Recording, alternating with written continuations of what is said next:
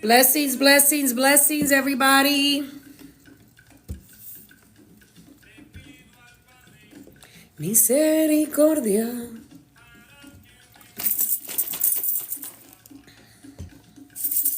En coronación.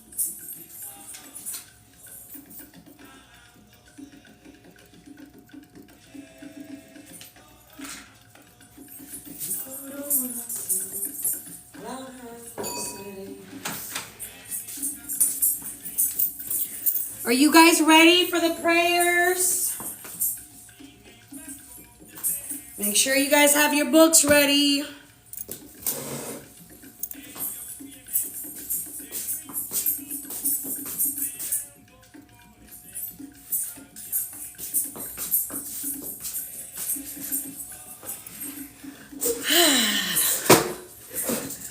Miss Regla, are you going to join us? Are you guys going to join? What do you guys? Come on now. I don't want no shy people.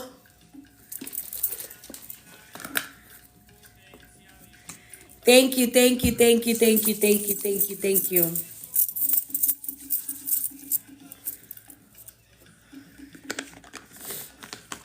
Thank you, guys. Thank you. I'm going to wait for a few people to join. Today we are doing prayers. I want to do prayers for a few, and then we'll talk a little bit and chat a little bit about Espiritismo. But the main thing tonight is we're doing prayers. So if anybody wants to join me, let me know so I could send the requests. Let's tap, tap. Let's hit away. Let's tap, tap.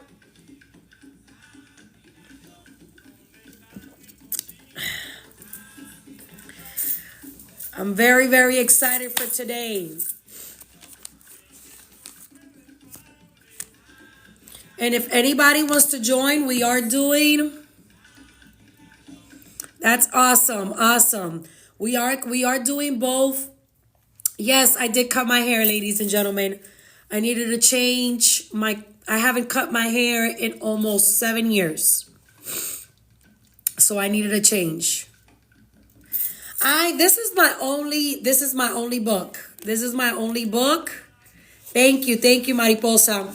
This is my only book. I don't have any other books. I have this one and I have my binder where a lot of the prayers from here are put on the binder. And that's what we use for misas and stuff like that. I also have my little book of the Novenaria. So we could definitely do some prayers for the Novenaria. All my prayers are in Spanish, ladies and gentlemen. But if we have anybody that speaks English that wants to do the prayers in English, join us. Because the reason I do a lot of these lives is because so many people have different books. So I like to share from my book, and then like that, other people share from theirs. Bendiciones, mi reina. Blessings to you. Let me go light up. Let me go get an incense. Let's tap, tap. Barb, I'm waiting for you to send me the request so I could join, so you could join and you could do some prayers, ma'am. Thank you, baby girl. Thank you, Kiana.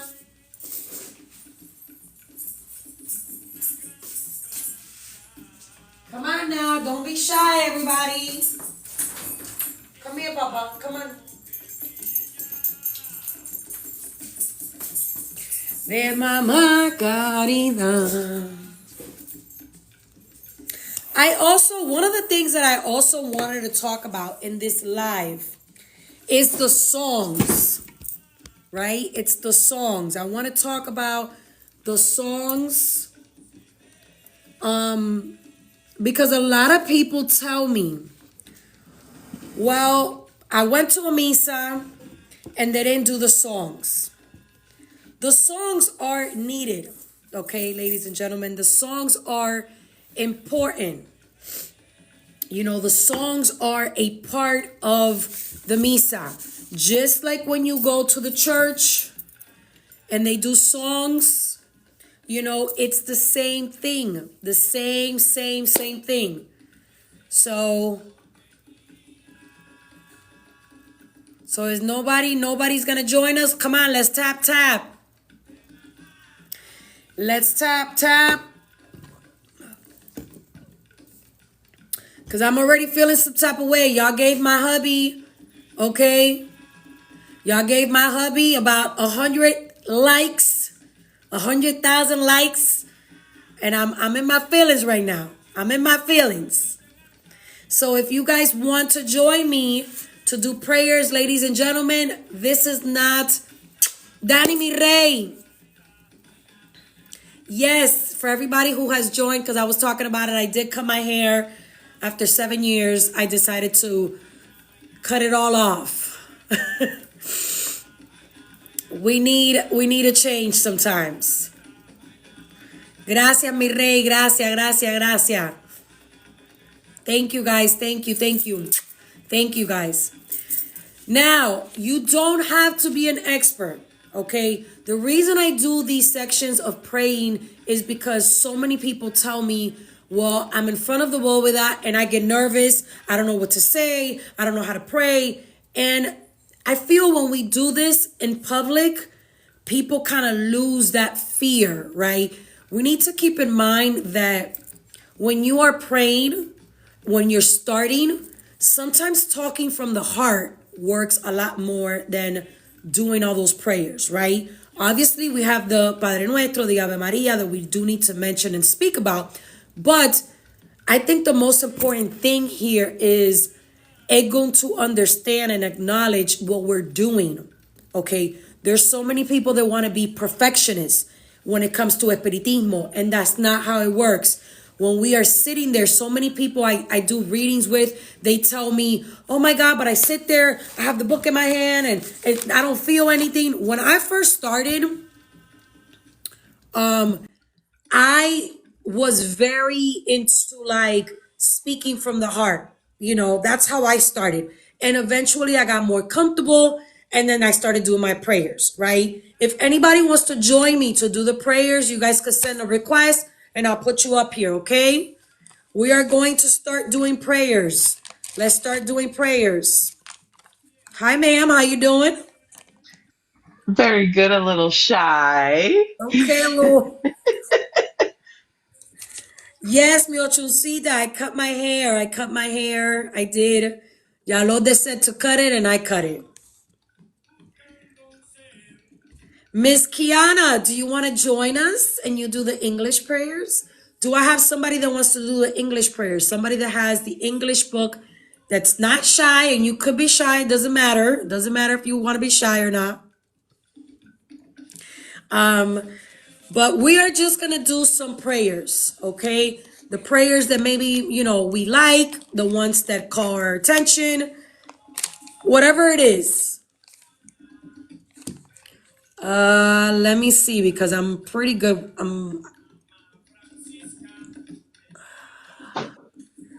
How does she Click. request, Barb? You gotta click the multi-guest right there where it's Oh, I next to just the sent it to rose. her. Just send it Yeah. to her. I just send the, okay, cool. So with time later on, if anybody wants to join us, you guys can. This is not you gotta be perfect. This is just, we're doing prayers. Miss Regla, do you want to join us? You want to join us on this beautiful Friday? So I'm going to start with the first one, the one we always start with, which is El Padre Nuestro, right? And then from there, let's kick it off, and you guys could do prayers, whether it could be Barb first. Regla's like, I'm shy. Yeah, no, I'll get it out the way first. I'd be scared, but I'll get it out the way first. Okay, so everybody go on mute.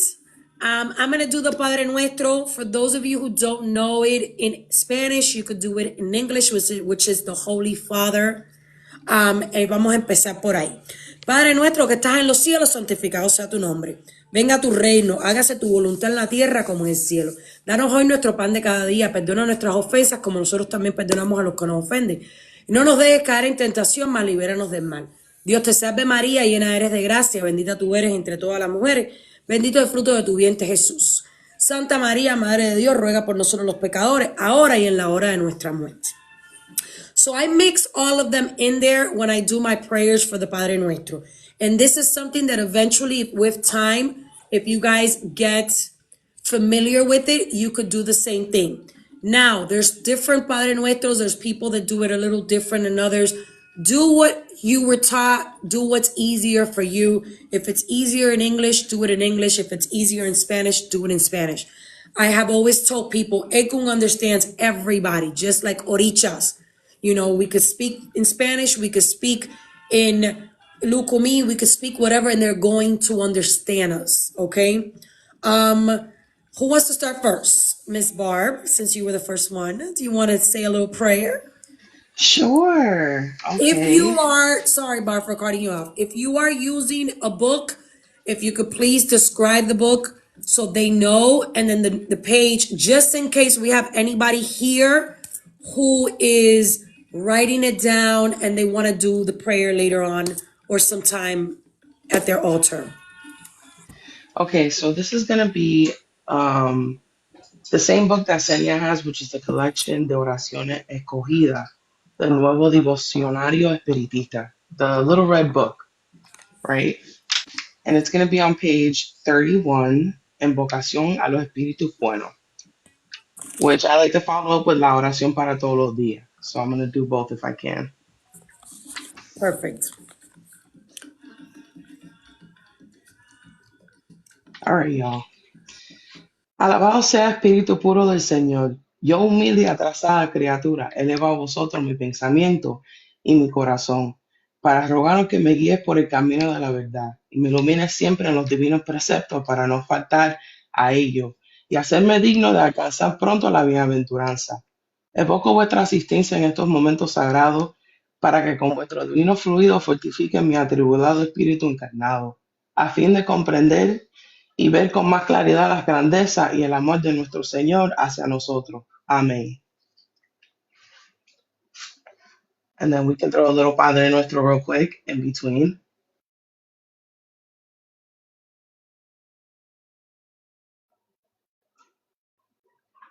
Barb, quick question. So a lot of people, because this is a question that I'm going to ask everybody that's on here. Maybe they want to answer as well. That particular prayer, what do you like about that prayer? Is it, do you feel, what is it that, obviously I like all type of prayers, but there's certain prayers that just touch us a little different. There's certain prayers that maybe we feel it could be good for a specific spirit, whether it's an ancestor, a spirit guide. What is something about this particular prayer that you like? I would say the fact that we all cross people on our daily days, right? Right? And sometimes we feel heavy. Sometimes when we pray, maybe that's the reason why we're praying because we feel like we're very charged, very full. Maybe we're thinking a lot, maybe we're going through things. And so, in order to help give me clarity, in order to help calm me, in order to help ease whatever I'm going to my Boveda for, or even just in general, I think invoking those good spirits is a way to do that. Invoking your ancestors is a good way to do that. So that's why I kind of like to start with that one, asking for their blessing before I start praying. Okay, good answer. Okay, well, Miss Kiana, do you want to do one? Let me go on mute. Um, so the one that I'm using is the English version of the Red Book, which is the collection of selected prayers. And I'm going to start. So this one I particularly like using. I do say it in Spanish, but for this purpose, I'm going to do it in English. So this one's going to be the prayer to the good spirits. Praise be unto you, pure spirits of our Father. I am humble creature, elevate my heart and thoughts to you. Guide me in the path of truth and instruct me in the divine precepts so that I may be worthy of the good fortune afforded. An obedient child, I called on your divine influence at this most sacred moment to fortify my sighted incarnate spirit guide with understanding and clarity and the love of our Heavenly Father. Amen. And Amen. then I usually do like the Hail Mary, God Father, and then like the Glory Be. I usually do those in the beginning, say like my main prayers, and then I close with those three at the end. Kiana, they're asking in the bottom, can you tell them Oh, what page yes. in the English book is that one? So that one is page 14. Okay, it's page 14. There is actually another one that I like. Let me find the page real quick. I'm trying to make sure I pick the one that's like the shortest and it's not too long. They're asking in the bottom, y la oración de San Benito. Si usted quiere subir y decir la oración de San Benito, eres bienvenida. Aquí no la tenemos en este libro, la oración de San Benito. Pero sí es una oración bien, bien bonita. So I actually like this one. It's on page 37. I think this is like a good prayer to do, like if you want to do it before you're sleeping. So you can have like a good nice rest. So it says sleep is rest for the body, but the spirit does not need this type of rest. While our senses sleep, our soul takes partial leaves from its material house and enjoys the fruits of its spiritual freedom. Sleep has been given to man to repair his organic and moral strength, while the body recuperates the elements it has lost. In its earthly activity, the spirit's fort tries itself in the world of other spirits. What he hears, sees, and the advice he receives lend to ideas, which he will find again when he returns to the body and awakes with his hosts. This temporary return to his astral roots allows him the freedom of spiritual growth. Yet not always will this transition be beneficial to the incarnated spirit.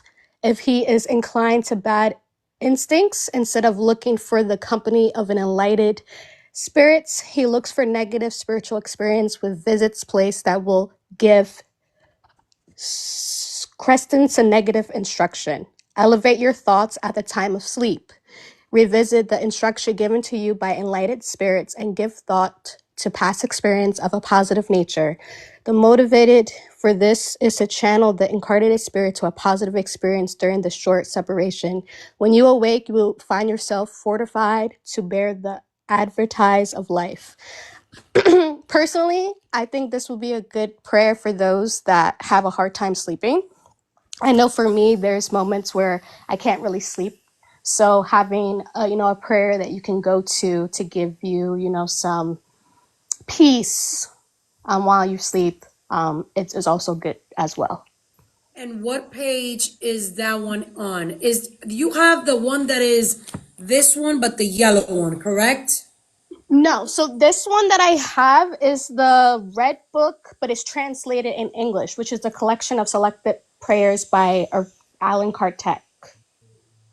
Oh, so there's another book, because usually the one that I've seen that is the same one as this one, I believe is what, yellow or orange? So I do have the yellow one, but then I also got this one. Oh. So they said okay, Kiana, question, because that's something that a lot of people ask me. Okay. What is easier as a Spanish speaker? As a English speaker, sorry, what is easier? Which of those two books, the one that you're just reading or the yellow one that we're talking, which one is easier to speak? Because I'm going to be honest, I have a godson of mine that him and his wife, they shared with me, I think it's like a brownish color one. And I feel that one is the easiest one if we're going to compare it to this one. I think the yellow one is like, some prayers just don't make any sense to me. But what's your opinion on that one? So for me, I first was the yellow book, and I got confused on just the translation part. So Okay. then I got the red book, but then I have really bad eyesight. So both books are kind of hard to like read in like Uh-huh. small prints. So then I got the English version, but then for some reason I don't, even though like I don't speak Spanish fluently, I prefer to pray in Spanish than in English. Okay. Um, so for starters, for someone that doesn't feel confident in speaking in Spanish, I would say to get the collection of selected prayers and start with that first. And then when you feel more confident, I would suggest to do the red one, because if you pair the collection of selected prayers with the red book, it's the exact same translation, but in English. Because if you pair it with the yellow one, it's not the same translation. And Okay. I've noticed that. Okay. So hopefully Yeah. that answers your question. That's cool. Yeah, because a lot of people tell me, and I believe it's my sister that has the yellow book, and I opened it. What's up? I don't read nothing in English when it comes to like anything espiritismo. I don't, because it's like my brain, even though I know English, like my brain, it does proof, and it's everything's in Spanish. Well, I mean, you've been a witness, you've been to misas with me, but I have a lot of people who ask me that, like, where do I start? And to be honest, I think it's the brownish book that there's like a lady in the front or something like that. I think that's the most easiest book that I Yes. have read. It literally is the same thing, as this one. Literally, like it was very easy. Like I have all the prayers marked for my godson, and it was so easy for me to find. I kept the book for like a day to correct it, but it's very a lot easier than the yellow one. I think the yellow one, like you said, it's a little difficult for the eyesight, and not just that, I think the translation is a little, maybe other people agree differently, and maybe I would like to hear the other opinions, especially of another guest. But I think the brownish one is the most easiest one. Yes, I agree. Oh, and the prayer that I did for the prayer before sleep is on page 37 and it goes to page 38. Thank you guys. Thank you guys. Thank you guys for the Of gifts. Okay, so course. we have a new guest. I've never seen this person on my lives. So welcome. I'm glad that you're here. Now, if you want to share some prayers, and also what's a good book that you read, that for those who are starting in this journey, it could be something easier for them as well. Hi, bendiciones, Aburo Oboye Bosheshe, Salam Alaikum, all the beautiful women and men out there. My name is Olga and I live in Brooklyn. So my journey started in 96. I would say the Allan Kardec, the red one, and red, which is the most classic one. And then the new one that you were referring to, the brown one, it's like a light brown for selected heads.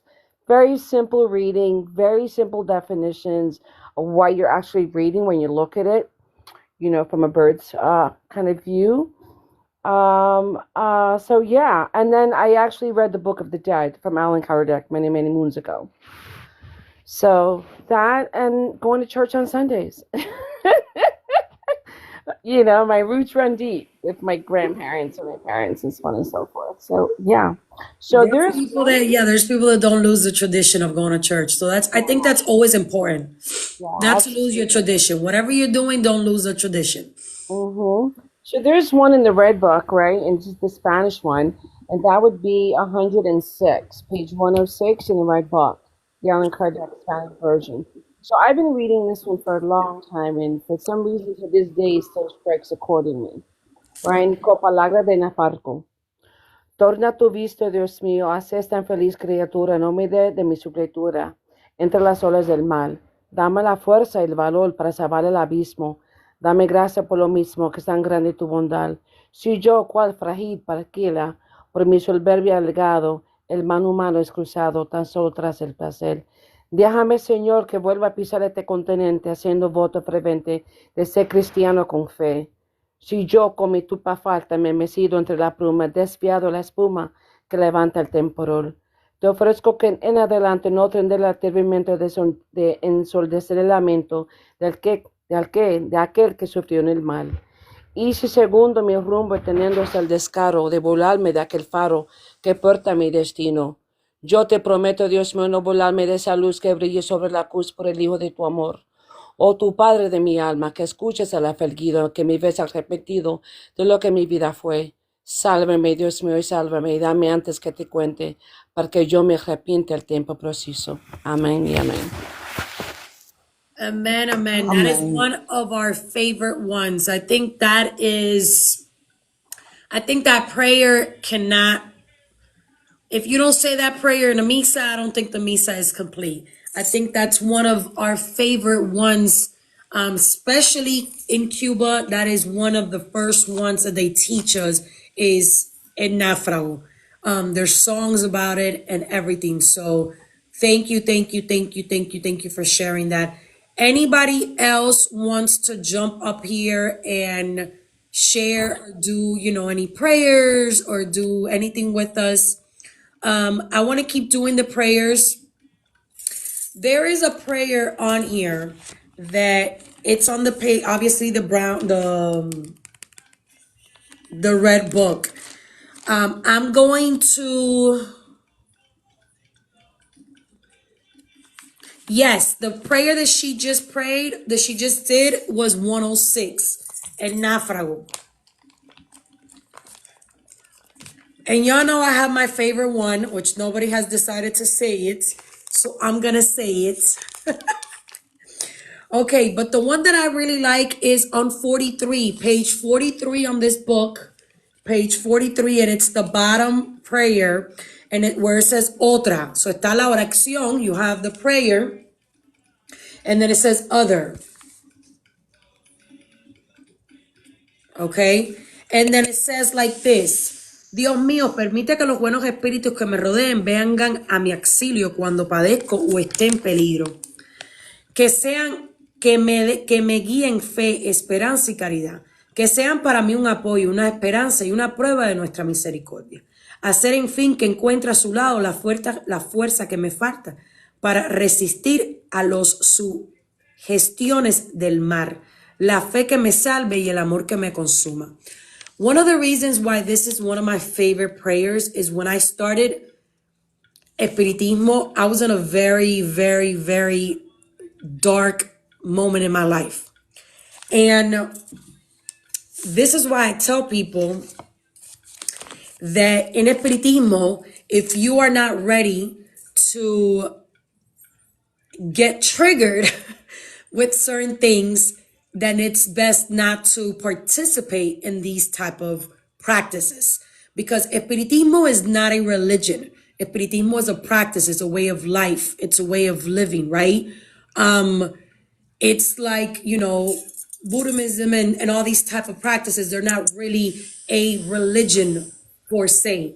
It's a practice. And I feel that a lot of the people, the reason why they are not able to connect completely when it comes to Espiritismo, and maybe they could do it in a religion like Ocha, Palo, etc., etc., and Espiritismo is such a challenge for them, it's because they have not worked on healing themselves. And I think the reason why that prayer always hit me, and it still to this day always hits me, is because, when I had so much hate and so much bitterness, that prayer always hit me with so why do I have to forgive people? Why can't I just tell them to go F themselves type of vibe, right? So when I started to heal and when I started to learn really what Espiritismo was about, that prayer hit to a whole different level. And I feel that this is something that a lot of people are not going to be able to understand, because sometimes we don't want to forgive people. Sometimes we don't want to, heal from certain things. And sometimes we think that we are healed, and then we go to a misa and Egun, points and pokes something that still hurts that we thought it was healed, and then we're back to square one. And that's why I say in Espiritismo, it's an ongoing thing. You have to always, all the time, continue to forgive, and that's the way you're going to elevate and grow. as a person, if you are destined to be an espiritista, medium, etc., then that's how you grow. You know, you can't have any type of bitterness and you can't have no type of hate in your heart, because our goal is to eventually, when we're no longer here and we come back and we reincarnate, we are here to help people as a spirit, right? So I think that's something that this is why that particular prayer always hits on me, especially when it says the part that it says, que venga a mi auxilio cuando padezco o esté en peligro. Because a lot of people always hear those words, padezco o esté en peligro, and they think that it's only when you are in danger. But being around toxic people is danger. Being around people who don't love you is danger. Being around yourself when you're bitter is dangerous, because you're projecting that to the world. So when I read those words, you know, and I don't know why I'm saying all this here, but when you read those words, it hits differently, right? One of my favorite sayings to that part, when it says, is que encuentra a su lado la fuerza que me falta. And I'm going to try to say this without crying, because y'all know I'm a crybaby. But so many people join Espiritismo because, you know, we're lacking at something, right? Whether it's family, whether it's our love life. So those words truly hit different, right? So you guys have me crying. Now I'm going to give the floor to somebody else, but it's important. You know, I like doing these lives because I want people to know that Espiritismo is a beautiful practice, and unfortunately, we are not honoring it as we should, right? I feel this practice saved so many of our ancestors, and we need to keep these traditions alive. We need to try to protect them as much as we can, because like me, it has saved many people. It has healed many people, right? So that's just my thought on that. I didn't mean to make anybody cry. Miss Johnson, how are you, baby girl? Miss Johnson is really good at praying, y'all. Thank you, Eva. Gracias, mi reina. Oh, thank you so much. I'm so happy to be here with you. When I saw the topic, I was like, yay, she's doing it. Thank you for providing a space for us to talk about prayer and it means so much. The prayer that I think that you just shared about forgiveness, that is one where I just thank you so much for lifting that one up, because I say that one every day at the Boveda. And there are moments where I think that part of the prayer where it says, please allow for me to be of use to the person who I'm forgiving. And it's just like, there's some days where I'm like, yes, let me be of use to the person. Okay. It's like some days I have to pull it from the depth of my soul to say the prayer, but it is, but that is, and especially where in that part of the prayer where it says like, because if I try to be, I think like with, gratitude that is not sincere, it's basically God is basically saying, okay, well then the blessing that would come from you doing the forgiveness, you don't need it because you are putting on a front right now, you know? So it's just the sincerity and like the realness that's every day, you know? And so I so appreciate that. One prayer. So I want to also thank you too for a prayer that you shared. I think in one of your posts was the Apostles' Creed. And when I say that prayer, some of my Egun who are Catholic, I literally can feel them kind of perk up, and they love it. They absolutely love it. The prayer that I say, and I've tried to be intentional about it, is giving thanks for a special favor obtained, because especially, and even though it says special favor, if there's anything that God has done, anything that the ancestors have done that I have been asking for or need guidance on, and if they come through, like I want for when I sit at the Bova and I say the prayer, it's allowing for to say to thank God, but to allow for the ancestors to also bear witness to the thank you as well. Like they need to hear it, you know? And that prayer, the giving thanks for a special favor obtained, where the prayer says, this is on page 27 of the collection of selected prayers by Alan Kardec. It's the special edition version. The prayer says, infinitely good God, may your name be blessed by the goods you have bestowed upon me. It would be unworthy to attribute them to the chance events or to my own merit. To you, good spirits who have been executors of God's will, and to you, above all, my guardian angel, I thank you. Separate pride from my thought to do something out of it that is not for good. I particularly thank you for, and it could be like anything that just means a lot to me and that just has affected my life, especially that day. I make sure to say that prayer because I never want for my egun to feel like they're taken for granted, especially when they know that it's something that I've been waiting for, something that they may have intervened on my behalf, the person who I might be waiting for a response from something. The Egun might whisper in their ear, reply to that right now, you know, and they've done that. And I just never want for them to feel like they are, like they're supposed to, like they don't owe me anything. And I'm just grateful for them. That is wonderful. And something that you mentioned, and I want to piggyback on that. A lot of people have the bad habit, and I don't want to just say this generation. I think it's all of us, because I include myself in it.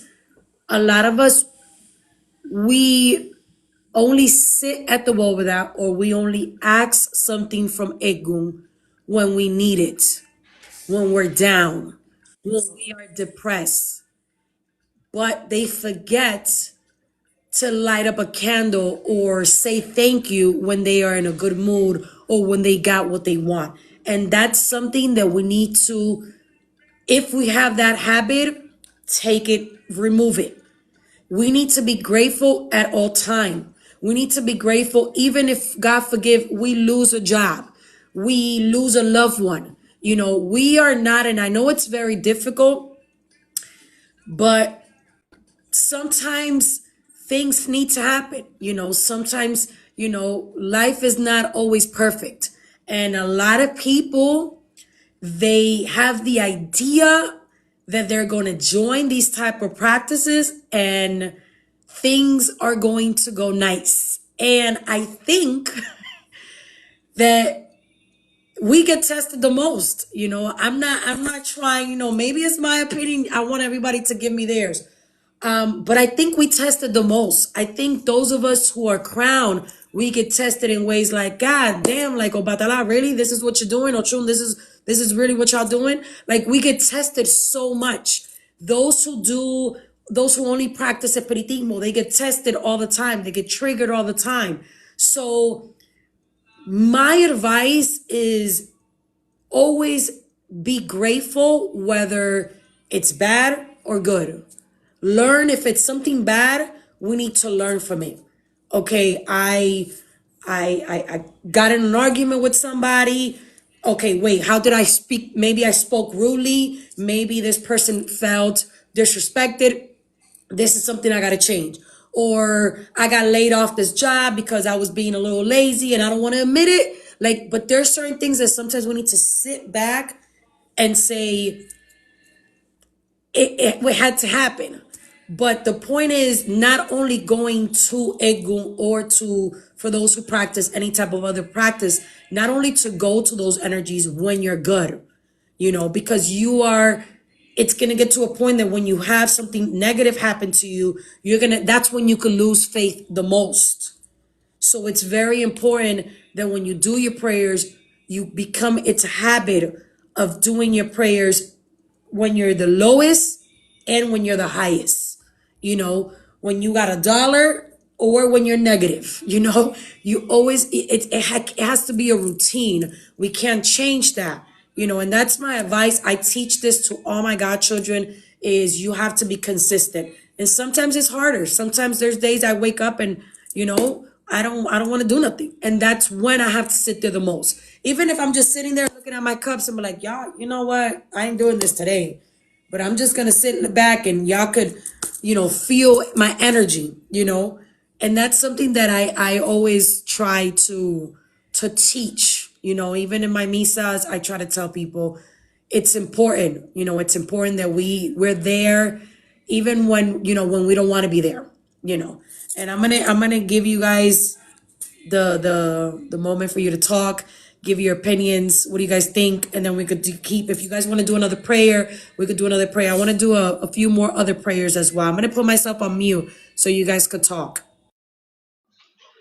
So one of my other favorite prayers is para las personas que se han amado. I am a grandbaby baby, so my grandparents mean a lot to me, and I always want them to know how appreciative. I want them to know that I think about them. Um, I always want to ask for their blessings because they're our ancestors and even the ones before them, and so on and so forth. So just so that they always know that they're not forgotten. Barb, can you share? I know you're doing the red book. Can you share the page for those who want to follow while you're reading? It's going to be page 71. Okay.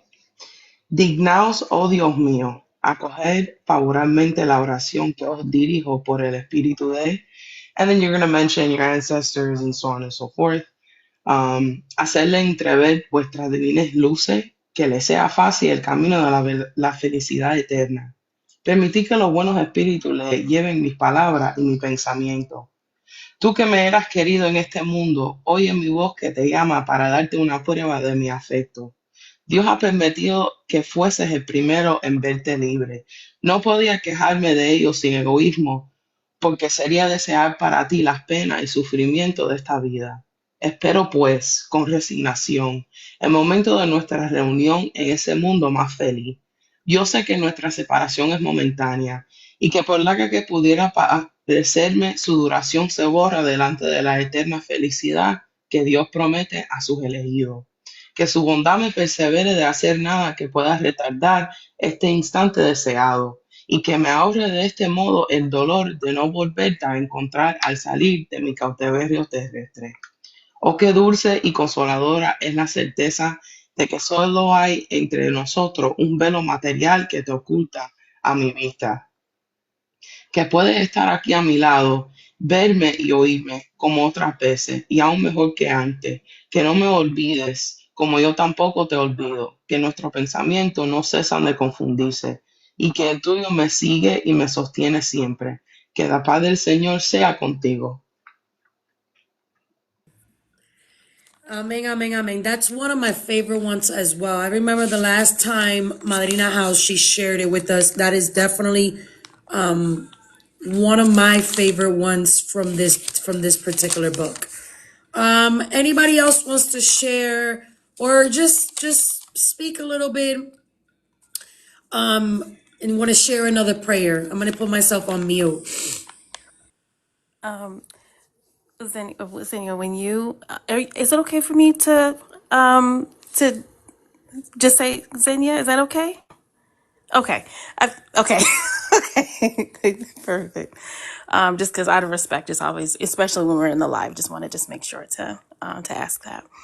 I so appreciate you lifting up, especially when we're crowned, how we're tested and the faith that we have. And like they know, God knows, the Santos know what's in our heart. Like they know when we are really having faith or when we are just kind of like not pretending, but when we're not really fully there. You know what I mean? Especially when we're hurting. And when you mentioned about when the moments that are most difficult when we have to be consistent, I remember the day that I put Daddy's photo on the altar, and I said, "Oh, this is a mess. this this is some mess. But I said, you know what? Daddy was Catholic as well. We're going to keep going, and didn't skip a beat, and kept with the prayers and kept my promise to him, because in my very first IFA reading, my padrino said, you know, I pray this happens a very long time from now, but when your father passes, take care of his spirit. Pray for him. Say prayers for him and with him. And he showed me the prayers that he wanted as well. And the prayer that we mentioned in our your last live, when we spoke about prayers, about the prayers from when we're about to go to sleep. My neighbor has a very boisterous baby, so if you hear a little one in the background. When so Daddy was who directed me to start saying those prayers. And that's when he started coming to me in dreams often. And during the day, he would just kind of like present himself, you know? And so that was that, not test of, but the affirmation of staying consistent, you know? And what's interesting is it's just like there are days when I would look at his photo while I was praying and his eyes would light up and I would see his eyes, and it's just like, okay, this is not coincidence, you know? And what's interesting is when praying, my father in Santo is a legua, and my father and Saint Anthony is often associated with Elegua. My father's middle name is Anthony, and my grandmother named all of my father and his siblings. Their middle names are the names of the Catholic saints, and I had to remember when praying every day what the Santos did for him.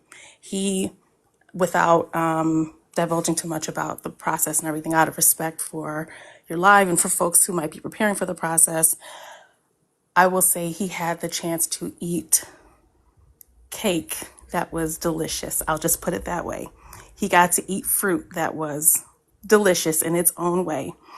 And I know that the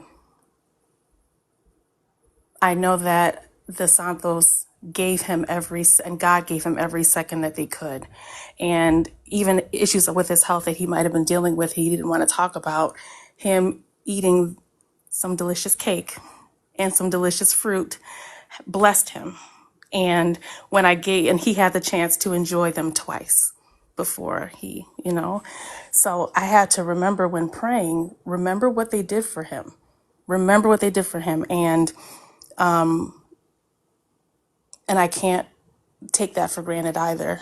And I feel in my soul that they all were with him when he, you know, when that happened. And mommy came to me in my ear and said, you know, it's time. So I just have to always be thankful and remember, you know. So sorry if I'm rambling a little bit. I apologize. I'm like trying to make my thoughts coherent, but that first prayer afterward was just, you know. And I remember my padrino saying, "Don't lose faith," and I didn't know why, but he was saying, "Don't lose faith." And The Orichas, I think Egun and the Orichas know, and it's difficult. I always tell people that, you know, they give us challenges that sometimes this is why I don't get mad. And maybe it's gonna sound a little crazy, but I don't get mad when people decide to leave our religion. Because there's Odums of Ifa that speak on that.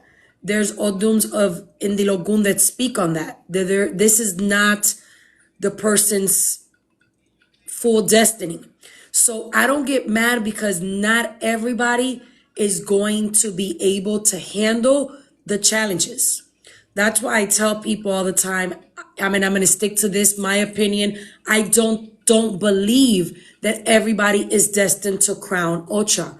That is a crown that a lot of people can't hold. And I don't mean that in an ego way. I don't mean that in a cocky way.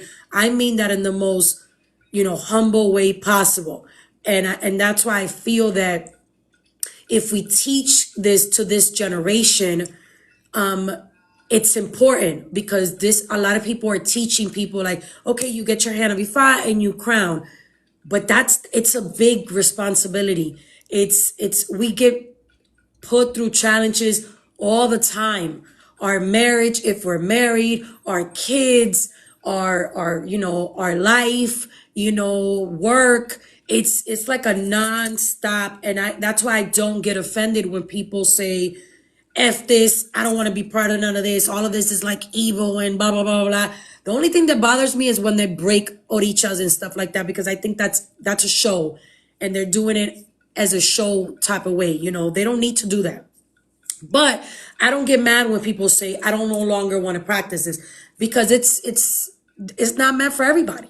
It's not meant for everybody. And what you just said, sometimes things connect, and maybe that was Orula's way of telling you, prepare for your father leaving, you in a physical way and bringing him in as a spirit. And that's something that it's difficult for a lot of us, because especially those of us who practice this, is like sometimes we're like Barb was saying, like, well, I want my grandparents right next to me, like I want, like maybe you're like, I want my dad right next to me. And those are challenges that we go through. And I think Egun and the Orichas and anything we practice and we believe, they're there to give us that support, and I don't think everybody's built for these type of practices. I believe Espiritismo is a practice that triggers people to the max. I've done it in misas. I've had misas here that I do a misa and the person walks out and tells me, I didn't think this was what a misa was about, because I told them things that they were like, oh, wait a minute, why does she know that? Like they're not ready to hear that. They're not ready to have somebody tell you, hey, in order for you to go to level 2, you have to heal first. I don't think a lot of people are going to be used to that. It's very, very difficult, and Espiritismo to me is one of the most challenging practices, that there is, because it's that healing part. It's like when you do meditation. I meditate a lot, and I started meditating when I was going through my divorce, and I was leaving corrections, and I was going through all these challenges. And I now understand what a lot of people tell me, well, I don't know how to sit and stay still. That's the point of meditating. It's a challenge that a lot of people are not going to be able to do, because their head doesn't stop thinking. It's like the energy button, the energy bunny, and it's like nonstop. And that's something that we need to continue to work on. We need to like nonstop continue. So it's difficult. Definitely difficult, but I think it's not. If you are meant to do these practices, you will be fine with the challenges. You'll be fine with the all the tests. That's what I think. That's my opinion. And so, what's I'm not sure when this happened, but there was a moment where I felt Dad kind of smile and giggle, and I through one of my spirits, I heard Daddy say, now I get to give my permission too, because Mommy had the chance to give her permission for everything that happens as Egun. And now Daddy's like, I get to give my permission too. So he's like excited about being a part of this, like for things that I've already gone through. He knew about them, but he couldn't be there. He couldn't fully be there. Now Daddy gets to be there for everything. So now it's just like they get to give their permissions.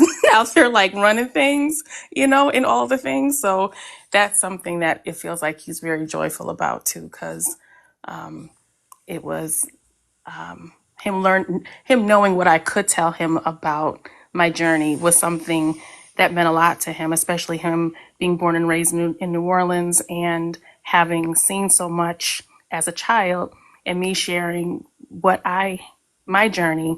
It helped to connect him with his mom, and so he's good. Daddy's good, and he don't have to be in the snow. He is real good. Like he's just like, love you, kid, but I'm good. I'm very, very, very glad to hear that. Miss, so do you want to share another prayer? Do you want to speak a little? I'm gonna put myself on mute because I don't like to. I'm eating ice. I eat a lot of ice. Everybody knows this, so I don't want to be chewing on my ice while you guys are doing any prayers. So I'm gonna put myself on mute. All right, guys. Hi, ladies and gentlemen out there in social media. Well, I want to say first of all, I want to say thank you so much. I came across you during a TikTok. I was swiping after work, and I was like, you said something. I can't remember what it was, but whatever it was, it pulled me in, and I've been in ever since. All right, so this would be for the Red Book, page 111, right? It's called Contemplación. So for me, it would mean contemplation. And it goes like this. Que bella la luna, su rastro de plata, asómase en las nubes, rasando su tul. Que bello la mares, su imán retrata con tintas brillantes en fondo de azul. Que grande su aroma desprende las flores que bañan el arroyo de soldo rumor. Que dulce y tranquilo su encanto de amores extiende en la selva feliz, ruiseñor. Que puros los rayos de mi alma relucen. Que amantes los ecos angelón escuchan. Que grande Dios mío tu amor reproduce las aves, las flores, la luna y el mar. Que bella es la luna, que gratas las flores. Que dulce es el encanto de aquel ruiseñor. Que puro saberte se ve mis amores. Que grande Dios mío, que grande es su amor. Amen. That is one of my favorite ones. Okay. I have a lot of favorite ones on this book, but that one is one that the other day I helped a goddaughter set up her bowl with that, and we prayed on that one. We used that one, and I really, really, really like it because that one speaks of the beauty of Mother Nature. Whether we want to say God, whether we want to say the universe, whether we want to say Mother Nature, it's just the beauty of that prayer reminds me of to be grateful for everything that exists. That's what it does. Yeah, it's so poetically written that you can tap into the female energy of your nature and of life and nature all around you. So yeah, it's an oldie but a goodie. So thank you for allowing me to share. You're welcome. You're welcome. Jessie, or Jess, sorry.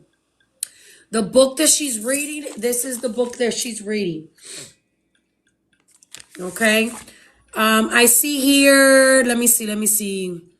Reglita said, I have a question. What is your question? The person, Castillo. I do readings, honey, but we're not doing readings. I don't do readings online or on TikTok like that.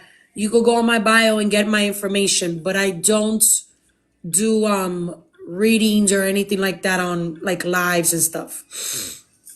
Oh, I see Lorena answered. Thank you, Nena. Okay, what is your question, Miss Reglita, who is, I'm too shy to come up here. I'm gonna let you know now, when we all four of us, when we get famous, I don't want you coming trying to get us like credit and none of that. I'm just saying, okay? You know, you never know what, maybe TikTok is like, hey, we want to promote you guys and, you know, do some prayers for us. I'm just saying. Let me see. It says, I saw a video on tobacco and the use of it. Can we talk about that? There's different things for tobacco. I don't know what video you shared, you saw. If you want to share with me, that'll be great. But the use of tobacco can be used for many spirits. And I've spoken about this several times. Madrina House is like, don't forget about me. A lot of people always think that tobacco is only for Congo spirits, right? Whether it's a Francisca, Madama, Eta Jose, Eta Julian, Francisco, Tomaso, whatever, all these Congos that we had, right? And that is incorrect, okay? The tobacco can be used for several oricha, for several eguns. If we have any Native Americans, remember one of the biggest things that they used to burn alone without smoking it was tobacco. Whether it's Tainos, whether it's, from here, wherever they're from, that is one of their main things. And there's a lot of other Congos that also obviously use it because they're very, known for that use. But to me, I burn tobacco. I mean, I smoke it. I smoke a lot of tobacco. Everybody knows this. When it comes to my misas, you need to bring me a lot of tobaccos. I smoke a lot, but I also burn it.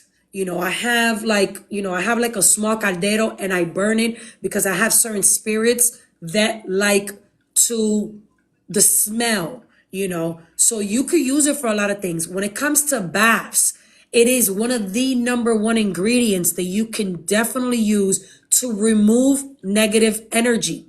Okay. It is also, and this is why I tell people and those who have been following me for a while, that you have to be very, very mindful on the tobacco when you do it in baths.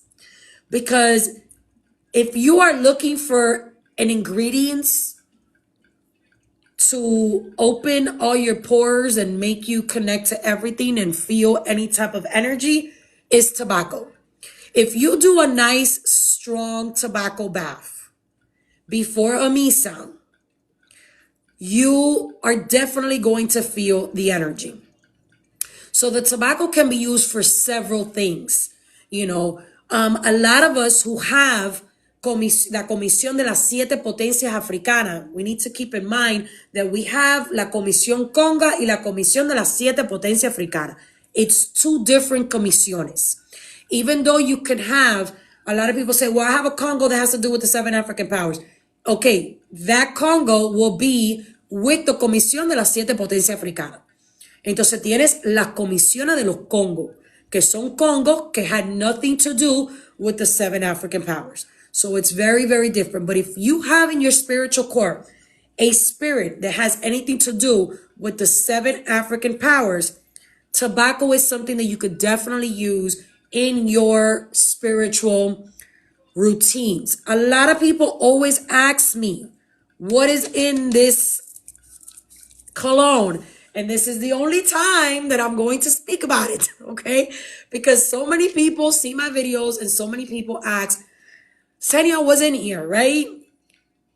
If you want your colognes to be a little more powerful, okay, put tobacco leaves in here, ladies and gentlemen. Put tobacco leaves in here, okay? If you can find the actual tree or the actual plant, which is a plant, not a tree, the actual plant of tobacco, the roots, okay? The roots, the sticks, you could put it in here, okay? This is how you create your own blend of colonias. And obviously there's a whole bunch of other things here, but the main ingredient in here is tobacco. I use tobacco literally for everything, everything. And I'm very, very mindful on the baths because it's like, okay, you know how when you have caffeine before you go to sleep, that's how it is. Okay, so you have to be very careful if you're going to mix it in a bath. I don't know if it was spoken in the video that you saw, if they spoke about it like for bath use, but you have to be very careful when it comes to baths. Very, very careful mixing it in. If you are not in a level spiritually where, you want to feel too much energies, I would reduce and not do it. Okay, it's just like the strong herbs that I see 100 people doing here, baths of strong herbs. If you don't know or have knowledge on your spirits, I recommend people not to do strong herbs unless it's advised to you by a divination. If you go to Orula, if you go to the Dilogun, if you go to Egun, whatever you go and they tell you, okay, use Quita Maldición, use Rompe Saraway, use Artemisa, etc., because those are strong herbs, okay? Very, very, very strong herbs. So we need to be very careful when we use them for baths, because they are spirits that do not like these type of herbs. And then you maybe, because sometimes a lot of people are always, when I do readings, people tell me sometimes, oh, it's because my energy's off.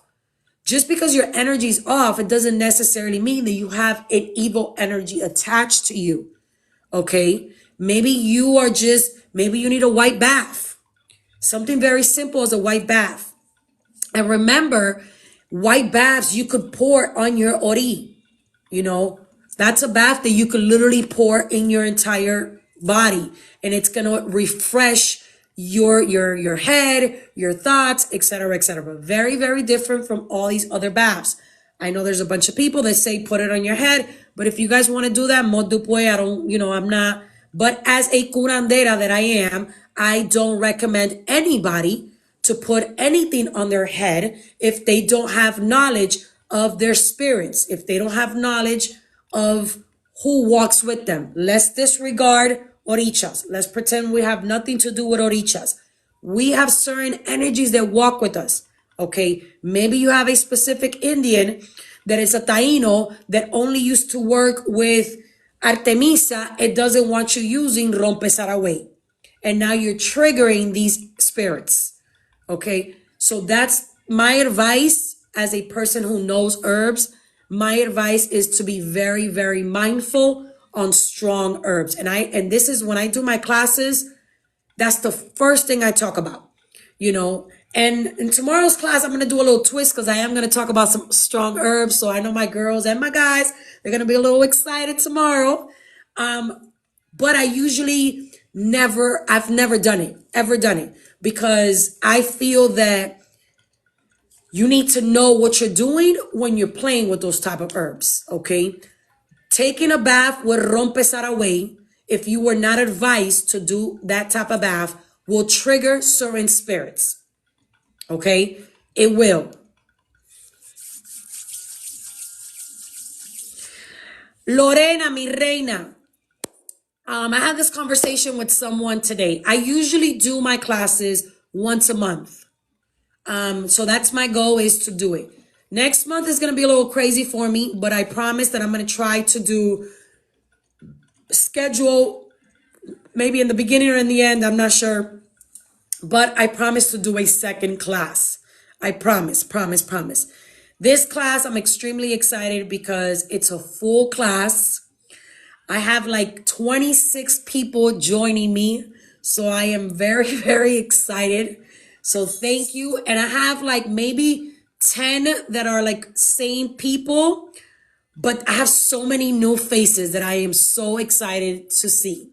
So I'm very, very, very excited. I love the people who continue to support me, but when I have new people, thank you guys.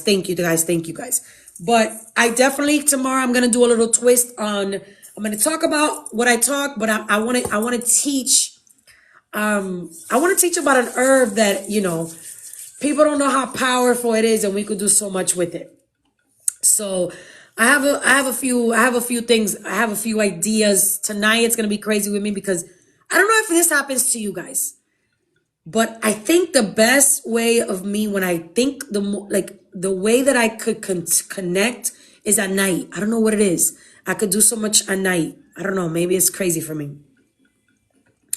But anyways, let's continue. I want to talk about, in this particular book, when I first started my journey, this I highlighted. And this is in the front. This is in the front when you about to do your prayers and stuff, right? And there is something in between here that, as you guys can see, it's highlighted. And I always used to read this to myself. And it says, no confíes en los que me aclaman en alta voz, pues muchas veces lo hacen solo para ser vistos de los hombres. El que ama me lleva en el corazón y me guarda dentro de él. Su amor es fiel y no me enfría jamás. Why do I say this? And why am I bringing this up? I've always said this and I'm going to continue to say it. The less, the more. People are so focused. This is on, it's not a page. It's literally, when you open the book, it's 1, 2, 3, 4. It's the fourth one. It doesn't have a number up here. And the reason I wanted to share that is because there's the less, the more. People are so focused. This generation is so focused on having 20,000 altars. They're so focused on having all these statues. I want to represent all these spirits.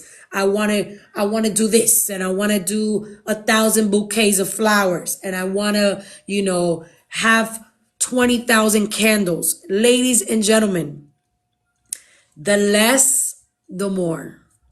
Okay? And the reason I wanted to talk about this is because today I had a reading with a young lady. I don't know if she's on my life. If she is, many blessings to her, that she tells me, oh, I don't have much. All I have is this cup and this candle. And I told her that those are the most beautiful and most important and most powerful tools that we have, is that one candle and that one cup. So my advice to those who are joining these practices is don't focus on going to a botanica and trying to buy all these statues, all these things. You don't need to have a private room for your altar. If you do, many blessings to you. But if all you have is a little corner, put it in that little corner. If all you have is maybe a bathroom cabinet and you can't do much, put it there. They are going to be grateful for that. And I don't know why I'm saying this, but this is maybe somebody needed to hear it. But I think it's very important because so many people are so focused on, I want to have this, I want to have this, I want to have this. And we need, it's little, the little bit that we have, it does a lot. It does a lot. It's the same thing when, I've been able to, when it comes to my misas, I clean people with stuff that they leave and they have a whole different energy. And it's the little bit. It's the little bit, It's the little bit. Let me see. Lorena has a question. If we have our cup/altar in our room, how do we go about changing in our room? Do we cover it? Lorena, my advice to you is if you can avoid from changing inside your room, then do so. There's many people that have to keep their altar or their bóveda in their room because they don't have any other space. Maybe they roommate with somebody, or maybe they still live at home. There's nothing wrong with that, ladies and gentlemen. Stop letting this generation make you feel like you got to move out at your parents' house or something. There's nothing wrong with that. My advice is if you can arrange your closet. There's people that set up their altars and their bóveda inside their closet. And you can do that. And like that, you close up the doors, you could get intimate, you could, take your clothes off, and you don't have to be in the headache of, oh, I got to cover it. Because if you are going to be naked or with a bra and some panties, if you're going to be intimate, you have to cover it up with a white cloth. So this is why I tell everybody, if you have to put it in your room, try to find a way of maybe putting it in your closet. There's a lot of people that have to do that because of the way they're living. I was talking to someone earlier. I don't know if she's here, but I was talking to someone earlier. I was sharing. I have a friend of mine that she lives in a studio, very small studio. And if I have anybody here from Miami, y'all know that the efficiencies in Miami are like this small, and it's $3,000 to rent, right? So she has her altar in her kitchen. Like she has one of the cabinets, you open it, and that's where she has all her La Caridad de Cobre, her stuff, blah, blah, blah, blah, blah, blah. And she has all her stuff there. And she closes it, she opens it when she's gonna light up her incense. She opens it when she's gonna put candles, and that's it. But what I'm trying to say is don't let the way you live limit yourself from growing. That's just my advice. I don't know if the girls want to put in maybe something what their opinion is, but that's my opinion. I'm gonna get on mute, so if anybody wants to chit chat or talk, go for it.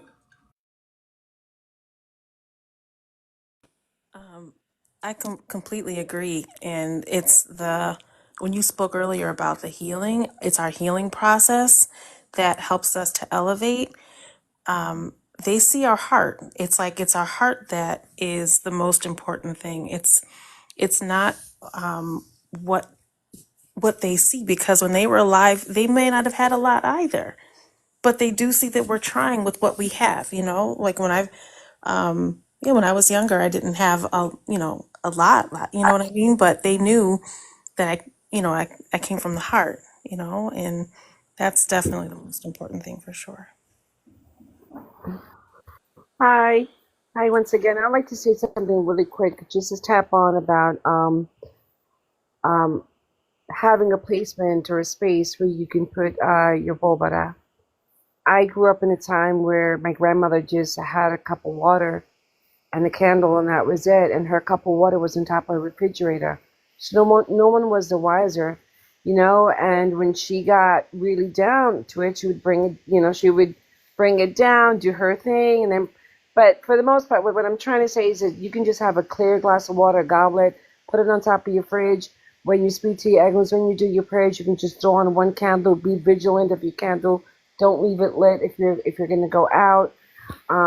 But yeah, just keep it simple and just pray from the heart. And remember always, you may not know a lot of your ancestors, but they know you by name. So always remember that. And it's been great with all of you. So I'm a little shy about speaking, so I'm going to get off now. Okay, that's it. Thank you, thank you, thank you. I think everybody who is Latin, whether we are Puerto Rican, Cuban, I think that was like the signature, right? If you had a cup on top of the refrigerator, you knew you were from the Caribbean, right? That's like a signature. And even though we laugh now, but that's all they really had. That's all they really had was that. I remember my mom, she had it, and she had the Caridad de Cobre, like she had the image of the Caridad de Cobre, and she had it because my mom is very devota of la Caridad de Cobre, and my mom had it. But I think that's the signature. Tell me you're from the Caribbean without telling me you're from the Caribbean, right? But all jokes aside, that those simple little things is everything. Everything, everything, everything. There's so many people who didn't, unfortunately, couldn't have a bow with them because of the way they're living. We need to understand that there was a time in Cuba where any of these religions, any of these practices were illegal. You will go to prison for practicing these things. That didn't stop our ancestors. That never stopped the religion. The religions continued, and they made a lot of changes to be able to keep these traditions alive. This is why you see a lot of people to this day, they only have that one cup, because it was a lot easier to disimular or blend in one cup instead of having all these different cups in one table. So let me see some of the questions.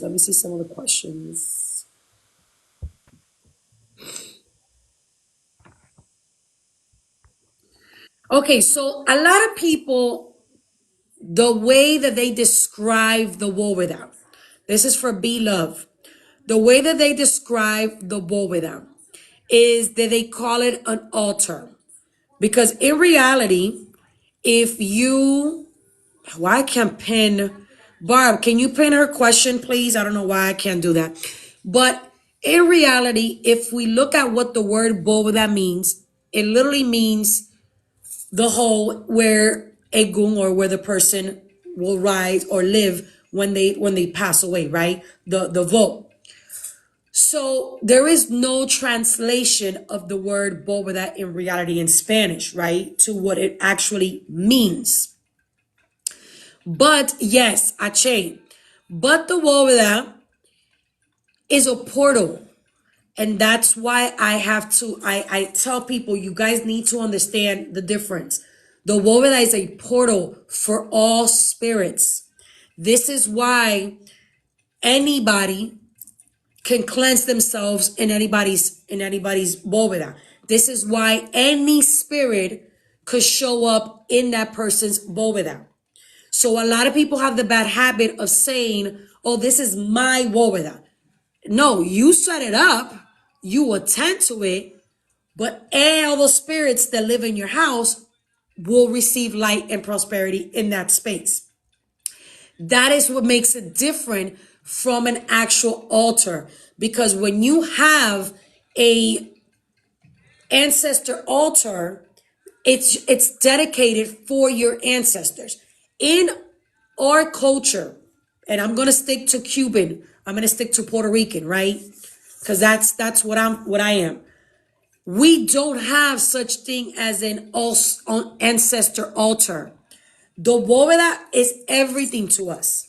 This is why you will see people put Catholic saints at the bóveda. You will see all the pictures at the bóveda. You will see Congo images at the bóveda. You will see all these different things. And then you're like, oh my God, that is where we honor everything.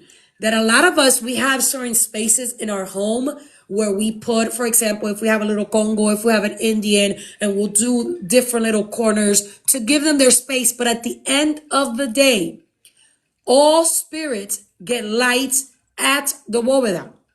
All of them. It doesn't matter who or what it is.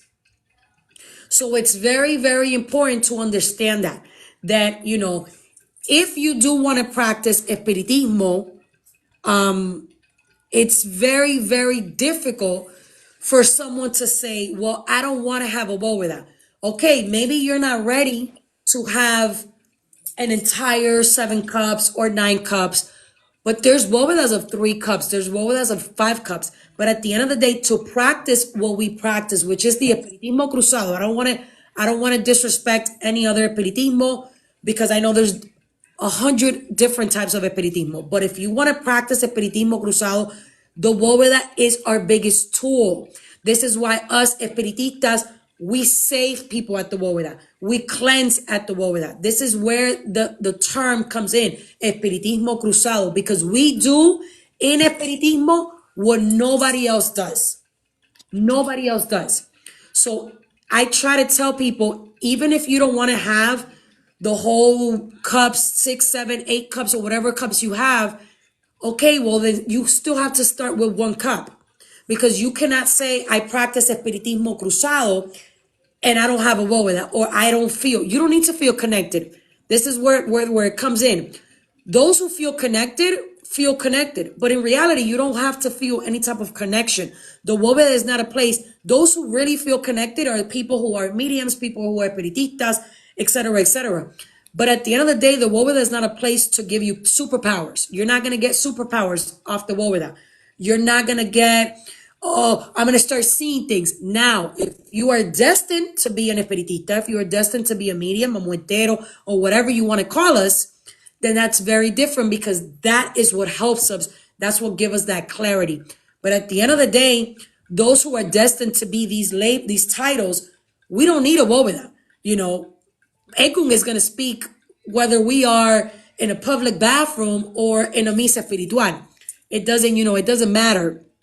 So it's very, very important, for people to honor the bóveda espiritual. And I have a few here who have bóveda espirituales, and I want their opinion, because I want people to understand it's important for us to give that their place, their respect, because there's so many people skipping that. Oh, I practice espiritismo cruzado, but I don't want to have a war with that. Then you don't practice espiritismo cruzado.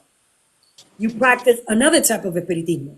So it's very, very important for that and for us to understand the difference. This is why a lot of people, especially Cubans, especially Puerto Ricans, you're not going to see us having an altar because everything that we have is in that space. I'm sorry to interrupt you. Hi, everybody.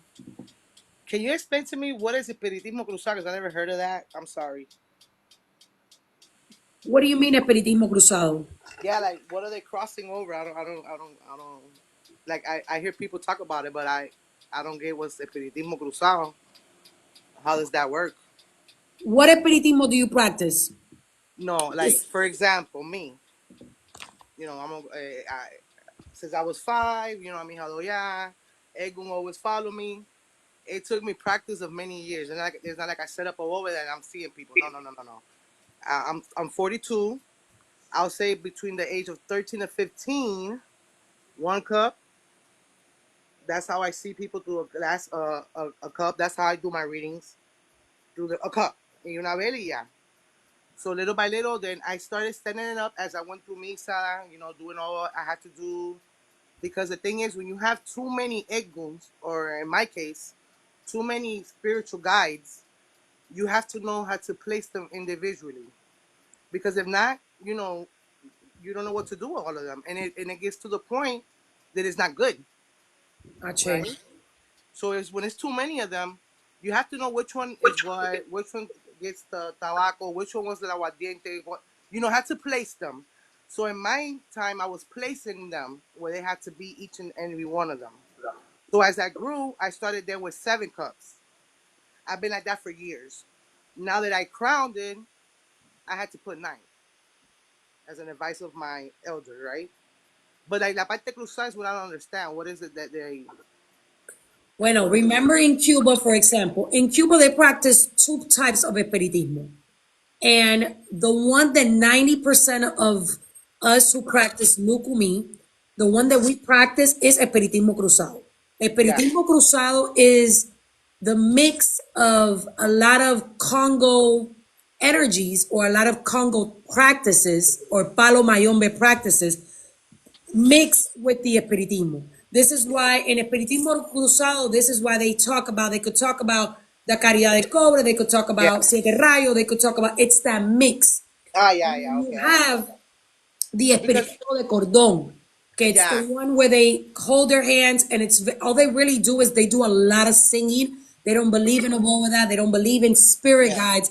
It's only their ancestors. So that's the balance. I'm asking you because I've seen, and because TikTok is crazy, but bueno, I've seen people put Ogun en la bóveda. What is that? No. What? I'm sorry. Yeah. Well, I'm sorry. Listen, I see some crazy stuff in my life. Listen, I'm 42. Listen to it. My parents, I have Babalao, Sandero. Like this comes with me. This comes with me. That's what I'm asking you. ¿Cuál es el cruzado that they're doing here? Is it because they're putting Ogun en la bóveda? No, that's what I'm trying to ask you. Because I've seen some stuff on here that I'm like, what in the world is this world gonna end up? Oh But my see, God. we can't give up. If they find people like you who are really explaining everything as it is, and they acknowledge, there's scammers out there. Because see, you're taking your time to explain something that, I know how it works. You know how it works. Many of us know how it works. But you're letting others that don't know how it works. And you're taking your time on doing that. Because I've seen some crazy stuff. That's why I was asking you, what are they crossing over here? You know what I mean? No, and a lot of people, Abure, to be honest, a lot of people don't say, oh, espiritismo cruzado. They simply say, yo practico espiritismo cubano, or yo practico espiritismo. I like to use that term because when I first got on here, I would have a lot of people be like, well, no, that's not espiritismo. So I'm like, okay, wait, let me give you guys the proper term so there's no issues. Because at the end of the day, there's many, many types of espiritismo. This is why I tell people, and I remember when I had the back and forth with the young individual about espiritismo, the only thing that we honor in Espiritismo Cruzado, the only thing that we honor about Allan Kardec is this. Yes, I The have it only right here. thing. Boo. Mine is yellow and orange, but it's This is here. the only thing that we honor. We don't honor Yes. anything else. Anything else. And those who practice the true espiritismo of Alan Yes. Kardec, they criticize us because of all the things that we created. Is So this this it's is this is from this book? I've had it. Mine. I'm looking. I have it with me now because I saw you bring it out. Actually, here are a lot of prayers when you do your woda. It's a process. You cannot just set it up. You know, it's a process. But there's prayers there. Look, my son cat broke my woda. I was crying because I had those cups for years. I just added 3 more and that's it. I had to start over because when they break, you just don't put the cup back and that's it. No, I had to sit there for 3 hours and start bringing, all the names back and do the prayers and put the holy water. And, I had to start over because one little cup broke, but I had to start over. And that's the book that I use to do my prayers with, because you invoke the spirit. You invoke the spirits of your ancestors, and I seen so much stuff growing up and being little, and it's hard because sometimes I don't want to speak, but they make me speak. You get what I'm saying? And it was born with me. You know what I mean? That's something that was born with me. I can't change that. I just learned how I had to learn how to place every Congo in its place, deal with them individually because it was too much. Understand me? I have a big old poder espiritual that is really hard because even at night they wouldn't let me sleep because they want that attention from you. So I didn't know how to. I really, to be honest, I thought I was going crazy. In the end of the day, I thought I was going crazy because it's too much. Abure, let me ask you a question. Or this is not a question. This is more your advice for we have right now about 83 people on here. Hmm. For the people who are joining that they are having, like you mentioned, let's pretend they've never had misas and they started in this journey and it's their calling. They're supposed to do it, right? What's an advice you as a child of Oya, which anybody who knows children of Oya, it's their destiny, and I don't care what nobody says, and I can have this argument with anybody. They are what we call in Spanish muerteros. Whether they don't mount, whether they don't see anything, it doesn't matter. They are natural to attract egum. What advice do you give somebody that's having a difficult time, like you mentioned, sleeping, dealing with trying to put this puzzle together? What's your advice to those people? Well, like I told you, for me it was a hard journey because my dad believing being a child of Batala, and my mom believed later in the future. So of course I was living with my mom, but I felt more safe with my dad because I could be myself. So as a child, it was kind of difficult for me because my mom even took me to the psych ward. She's like, "This girl's going crazy."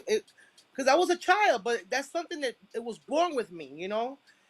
I would always say I can't even really give you like I said, I look for someone. The lady nowadays is 93 years old, so imagine. So I'm dealing with elder people, but listen to your dreams. That's the main goal. Listen to your dreams because even if we think, but they come to your dreams. My egg goons would never give their names out, and guess what? They give it to me in my dreams because they don't want others to know their name. And if you feel like you're not sleeping well, I put a cup under my bed with water. And I can assure you, when you remove that cup 2, 3 days later, it's really, really dark. Even light a candle and just pray. Pray to them. Show me the light or things like that. Because not everybody has a woe with that, or sometimes we want to be in a religion and then our family doesn't approve of it, and it's kind of hard to deal with that. But don't give up. Always listen to your dreams. And if you have a hard time, look, let me tell you something. A bath. I don't know if you know this for years. I like to give myself back then alcohol with water. That's the best bath you can give yourself. I don't know. I got that from the old people. I don't know what it means, but once in a while, I throw some alcohol in the bucket with water, and I not on my head, but down my shoulder part. And that, I guess that any negative things that you have around you, will just leave. But I suggest that they just listen to their dreams. If you have that 1 cup of water, don't just put a cup of water. Sometimes put at least 1 flower and one candle. You know. What's your okay? For those who have, for example, it runs in my family. My mother, this is a gift that my mother has. I have it, and my grandmother, who is Ibae, she had it as well. She was a daughter of Olokum, my grandmother. Oh, And I never dream. And when I dream, is always stuff that happens. So yes. I don't have the that problem of not understanding my dreams. When I Yeah. dream, it's if whether it's my kids doing shit they're not supposed Everything. to, Everything. it doesn't fail. But what advice do you give someone, and not just you, but I want all the other ladies to also put in their opinion on this. What advice do you give someone that has mixed dreams? Like, for example, okay, today I dreamed of the soda, and then Yeah. in 5 seconds I dreamed I was Well, sitting at the beach. Like, what the hell? What's your I advice? can't really tell you because see, when I dream, for example, my um, this is hard to say, but it happened. He was a Babalao, one of my nephews in Cuba. I was sleeping one day, and then the woman that was, I don't know, my dad was standing there, my sister, they're already dead. I'm like, oh, this is not good. And they showed me how they shot him, how they did this, how they did that. I advised him of it. He didn't listen. That's the same way they killed them. And I was able to point out everyone who did it. They all in jail, whatever. I can't really go back and tell you what advice I'll give them because I can't remember everything I did. It's so many years, you know what I mean? Sometimes we dream things and I'm direct. I'm gonna tell you straight up. When I dream with somebody, it's coming for them. Now, do I remember dreaming back then and it wasn't sometimes we have dreams and it's not specifically with that person. You know what I mean? It could be with someone else. But I don't know how to handle that because like I say, when I dream something, like you say, it's direct. You know what I mean? Something's coming. And when I see my Bendición. dad or my sister, it's coming. Something's Yeah. coming. Bendición, everyone. I wanted Bendición. to. Hi, Ma. Your hair looks so beautiful. But I wanted to jump on just to piggyback. Like, I was reading some of the comments, and one of the young ladies in the comments, she had said, well, she asked, so her altar has to be separate from her bovada. So I'm just going to speak on my experience. So when I got into this practice, I first started with my ancestors. So I wasn't privy to a bovada. So I started working with my people, like my direct relatives that I knew me, touched me, and things like that. So that's how I was able to connect. And going back to Oya, she had said like I was one too that I had dreams as a child, but you know I was a child, and people that know me personally on here know like listen, I put all of that to the back of my head, so it is what it is. But as you get older, when you have these dreams, I think what is easier for me, you can write things down, and I also know that a spirit wants you to know something, you're gonna remember it. So sometimes it's foggy, but most of the time you remember it. I was piggybacking again. I had a dream. I never forget this. I seen my cousin, she passed of cancer. I seen her cleaning. So I know for us, when we see someone already cleaning or things like that, or you dream of like a wedding or something, unfortunately, like it's already in the works. So a couple weeks later, I had another dream about a cousin of mine, got shot or whatever. So felt so real, went on Facebook, but he was alive.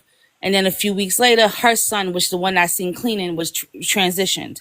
So sometimes like remembering those, doing your best to remember the dreams is important. And if you do remember it, that's usually a message, if that makes sense. So if you dream and you see like an orange cup, right? Just an orange cup, write that orange cup down, because then you never know when you meet with someone else, and that could be spirit's way of saying, like reassuring you. Like you may say, well, if you're there or whatever, show me something that I like or something that you like, and boom, the orange cup. Or you may say, like for me, in my family, we dream about dogs. That's automatic, like somebody's gonna turn on you. So like things like that. Or we dream, I know y'all heard of his teeth falling out. We know that somebody's transitioning. It's already in the works. So things like that, like you just try to, that's the best I can say. I think the clear water makes a lot of sense, because that does for me. There's a lot of clear dreams. And it can it can actually like open up, more portals. Not saying a whole bunch of spirits, but it can open up to you understanding clearer. And like it was stated from all the ladies here, that when you develop a relationship with spirit, they will show you things in your dreams, and you might not understand. But again, just write it down. Talk to them like you would talk to someone else. I think trust in that process helps a lot too. I just want to jump in here really quickly and just say hi.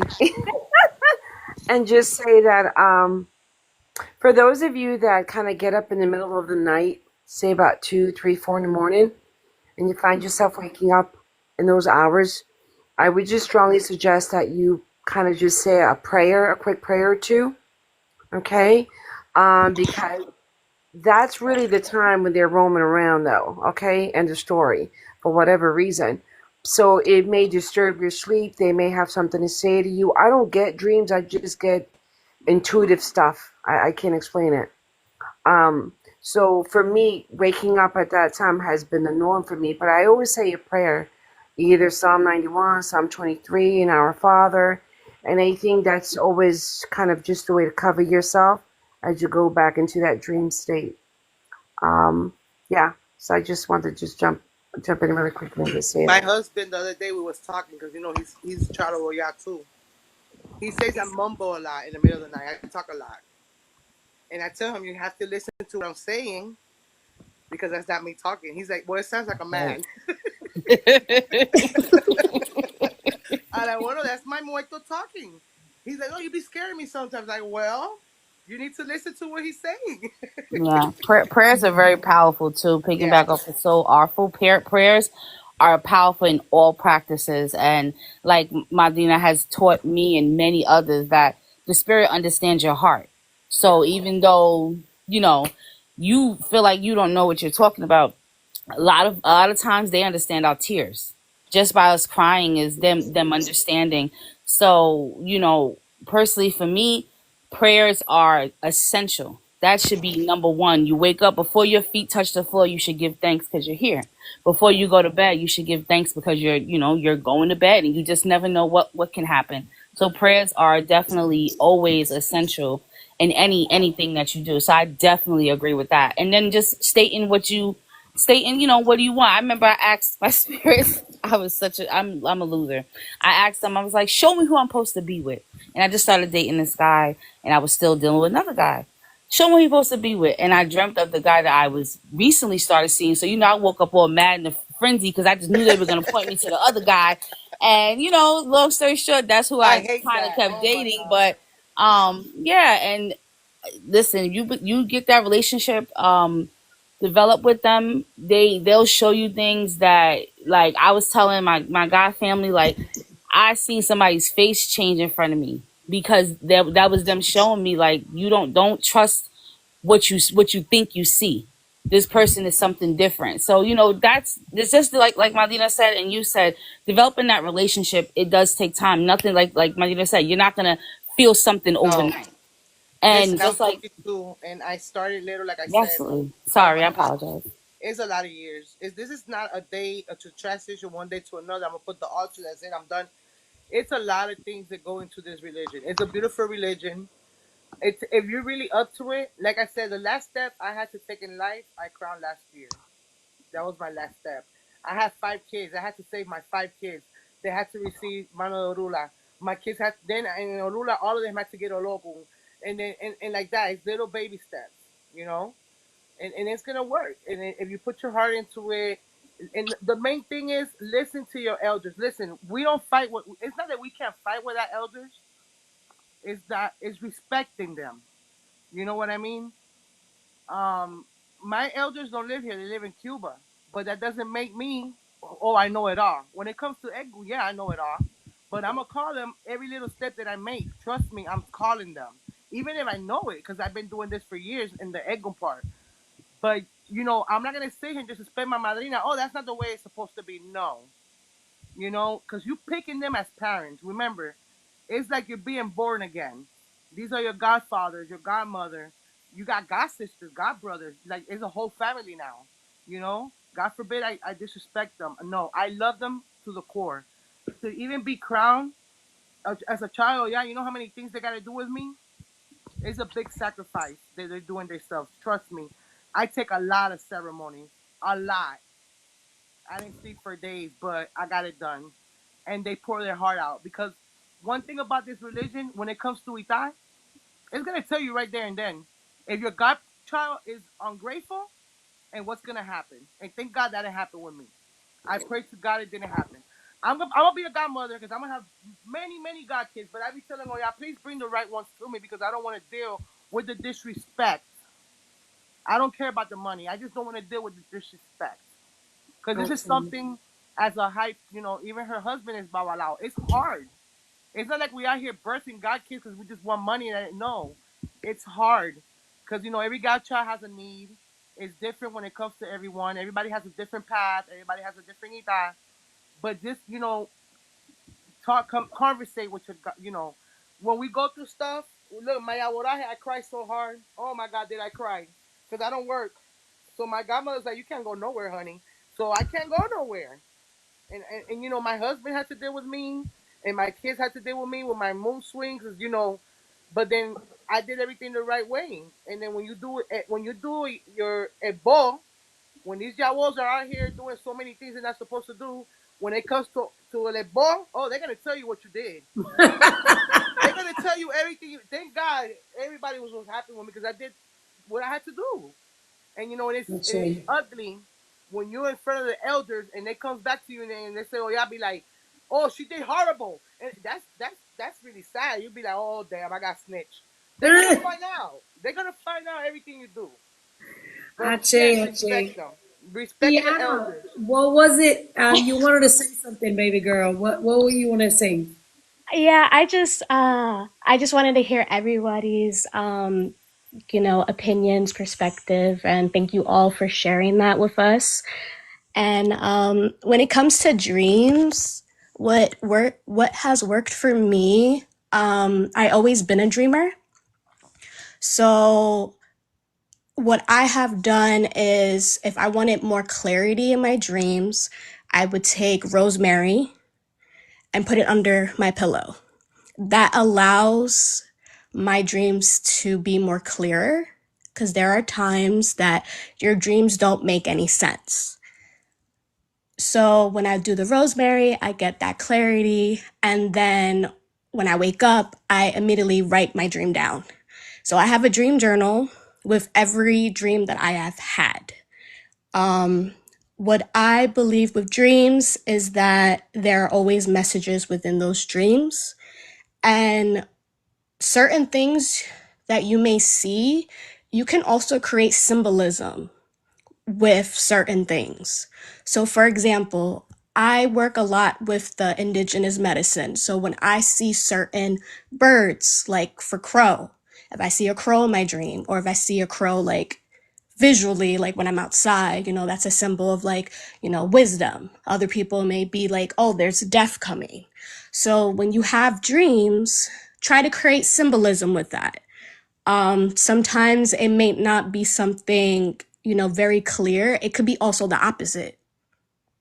So you also have to keep in mind that it could be one thing, but it could also mean something else. For those that can't really remember their dreams, I always say that you can set your intentions. You can sit with yourself and say, I want to remember my dreams and set those intentions and then allow that to flow. And also, too, with everything that we have talked about, I didn't start with Espiritismo first. I did more things a lot differently. So it was more like, it wasn't going back to my tradition. So I did things more where I would like do like a group setting with other people and we would do like a platform reading and whatever comes through, it's, whatever we were connecting with spirit. So I did that for a little bit. I saw development, but it wasn't to the full extent where when I started practicing, our tradition, I felt like I was connecting more with my lineage, understanding, the healing aspects, making sure that, I'm honoring my ancestors and the spirits that walk with me, but also doing healing within myself. And I think that's really huge with Espiritismo, is that healing is not linear. You may have moments in your life where you think you're perfectly fine, but that one trigger comes in and you're just like, well, damn, I thought I was fine, but you're not. I know for me personally, with certain situation in my life, I try to mask that. And then what I've noticed now, when I sit in front of my Boveda, it comes out. And there's moments where I'm just like, damn, like, I didn't want to face that. And I'm noticing with Espiritismo, like, that it's something that is huge. And I'm grateful for that. And it shows me that as long as I continue having my faith and being humble, there are going to be a lot more beautiful blessings coming my way. So for those that are starting on their journey, just understand that it's going to be a slow process. But as you dive deeper, just understand that you have the spirits with you always. You always have your ancestors. And for me personally, a lot of my relatives I never met physically. So I'm creating more of a bond in the spirit world with them than I was able to have the opportunity to do it in the physical world. So I'm also grateful for that. So that's just my little tip. I'm sorry if I sent an invitation to somebody and I did it by mistake. I was trying to go up to That see the was what happens comments. to me too. I saw a good question they had on here. Technical So, It says, difficulties. I'm I so got, sorry. yeah. Kiana, I think what you just said and coming from someone who is fresh, bringing this in, I love to hear. That's why I like to do these type of lives, because I think if I'm running my mouth, even though a lot of people listen to what I say, hearing it from someone who they can relate to, because it's someone who is starting, it hits very close to home, right? I know I haven't been able to read all the questions, so I do apologize, but I know there's a question there that asks if Yavoses could do readings or type of divinations. I don't know how it works in this new society, and I don't know what elders are allowing their Yawoses, but technically, no. Yawoses cannot do divination to anyone, or they cannot receive divination. In fact, they shouldn't even be present when there's divination going on. But we live in 2025 and a lot of things have changed. So, like I say, I'm sharing with you guys what I always saw, what I always was taught, and it's, it Well, me depends. I being a guess French, people are doing it. Being a French Yao, like I say, nothing, 0.0 nothing. We're not supposed to be nowhere. No misa, and I'm a spiritual person. I'm an espiritista. Nowhere. I can't read people. Remember, that's a year that we're taking everything. We're purifying our bodies. We're purifying as Ayabo. Um, my muerto, my husband had to go back there and do what he had to do for me because I can't do nothing. Zero, nothing. Yeah, so there's people that do it. You'll see it on here, and not just on here, you'll see it. But like I say, this is what I was taught and what I've always seen. Whatever else people are doing nowadays, I respect it. It is what it is. But like the Abure was saying, it is a year. You are technically a newborn. This is the reason why and I'm not going to go into details, because I don't talk about none of this on any of my lives. But this is the reason why you don't do a lot of things, because you are technically not supposed to. And yes, Abure, where she says, I was allowed to attend misas. There is many homes that will allow the Yahweh to attend misas. That is true. There is many homes. But they really put the Yahweh, like if he's a whole Babalao, they put him like 100 feet away from the misa. And there has to be holy water there because the Yawo cannot cleanse themselves with any type of colonia. So everything's respected. At the end of the day, people want to justify certain things, and people are going to try to make it seem as if it's okay for them to do it. And that's why I don't get into these debates, and I don't speak Ocha. And I tried every time I talk anything about Ocha, it's like a can of worms. So I stick to Espiritismo. But I think that a mí solo me dan agua bendita en la misa. Correct. But to each their own. I've heard of Yawoses that they do readings. I've heard Yawoses, you are living your ita.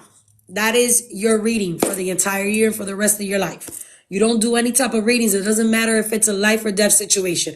If it's a life or death situation, those who are initiated, we know what we have to do. And I'm not going to share it on here, but you don't do any type of divination. So if you guys have any questions on that, I do advise you guys to go to your elders, because everybody has different opinions. Everybody has different ways of seeing things, and it is what it is. And it's respected at the end of the day, right? I don't have any issues with that.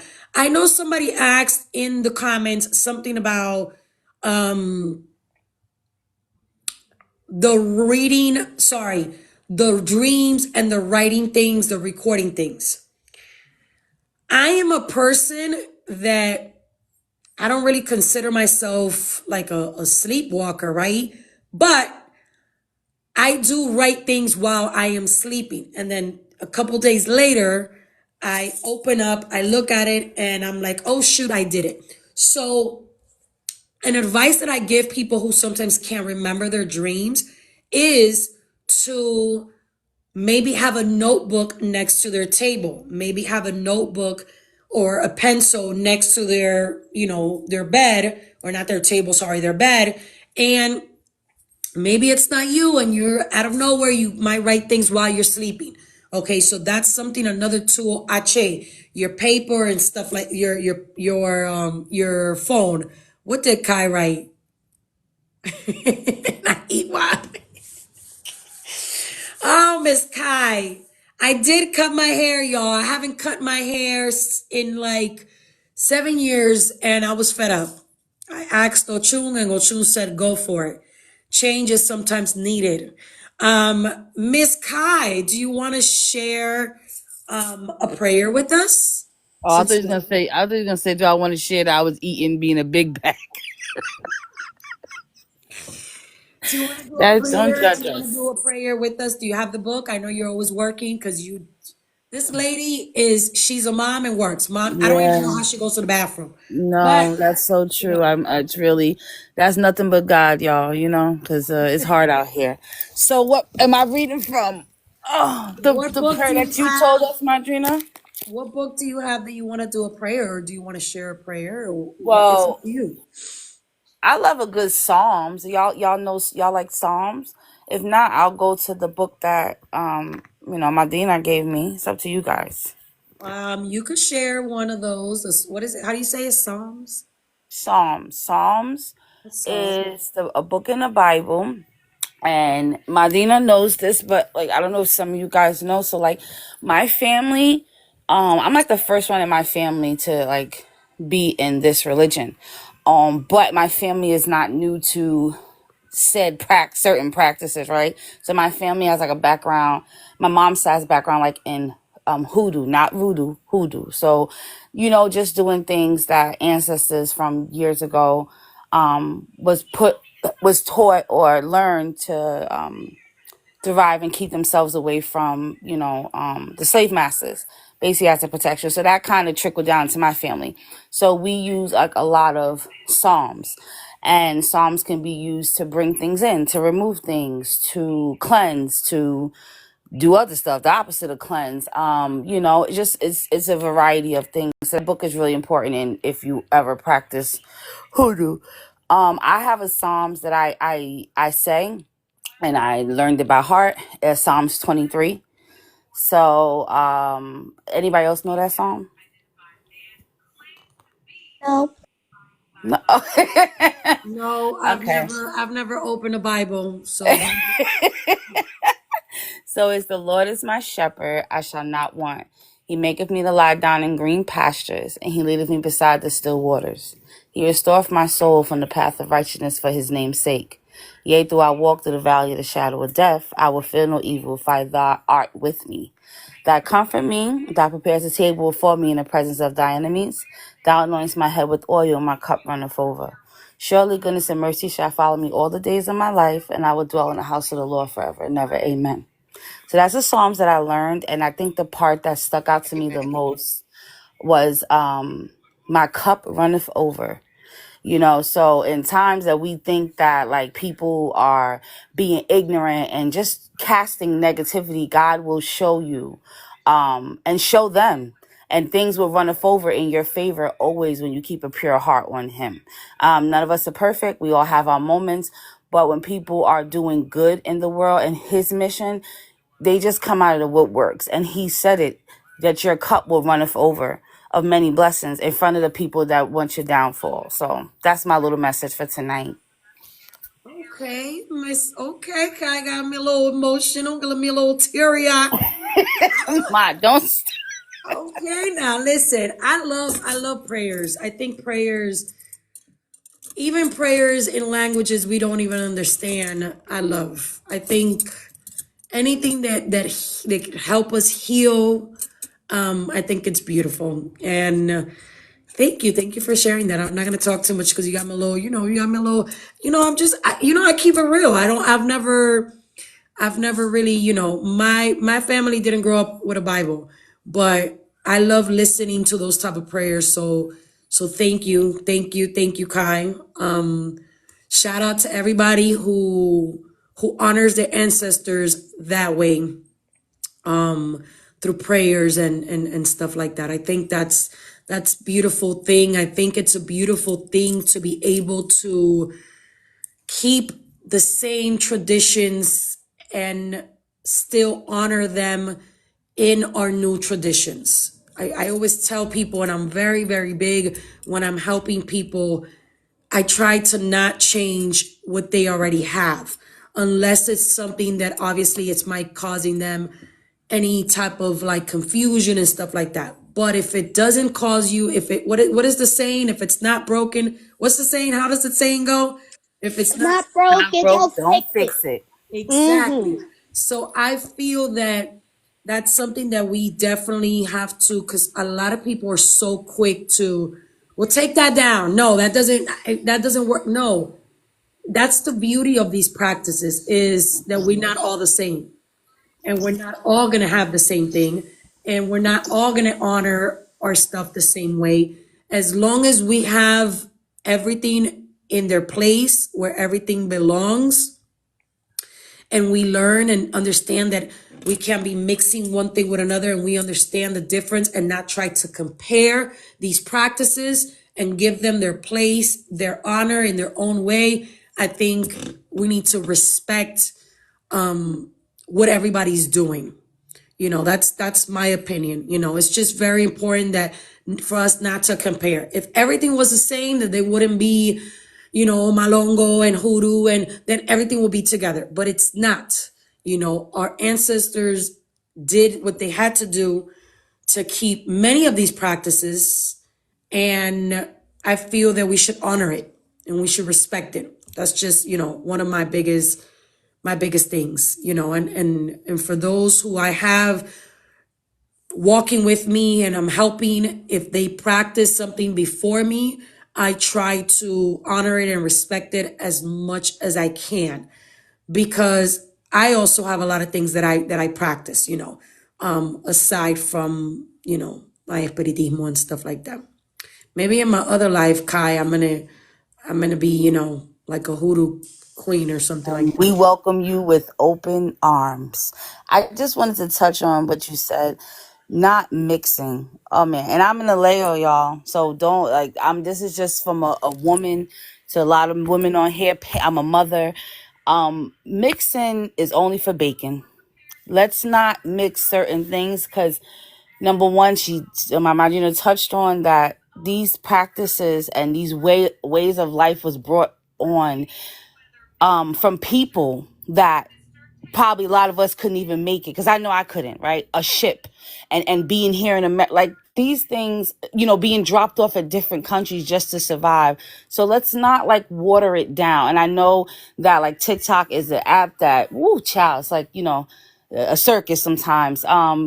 But do our best to keep it moving. If you feel impelled to say something, to correct it, do what you have to do, but try to keep it moving, because mixing is not doing anything but watering it down. And let's just try to do our best to keep it the traditional way. These practices and religions were in place before everybody on this chat was born. So my thing is like, let's keep it that way. There's nothing that should be changed. And I think I see a lot of that myself. And all I can do is just pray for that person, because they're teaching others wrong. And I pray that whoever finds them can also find someone like Senya, like Omar, like Oya, Khan Agayu, these people that keep the tradition where it's supposed to be. Because if a lot of our ancestors were here, they will be gathering all of us and telling us this is not it. And that's just what it is. So I like that you touched on not mixing and not watering things down. Let's keep things that we have for us and keep it going and growing in the direction it's supposed to be by listening to our elders. I don't know about y'all, but I was born in the 80s, and respect was something that I had to give everybody and most importantly, my elders. So I instill that in my children. And a lot of us are losing that. It's not that your elders have to be disrespectful or you disrespectful to them, but keep in mind that these are people that we chose, that chose us to lead us. And if you could disrespect your mother, then you don't need to be in this practice at all, because you cannot just disrespect anyone that you're learning from. So that's just my little spill on that. Sorry. Ache.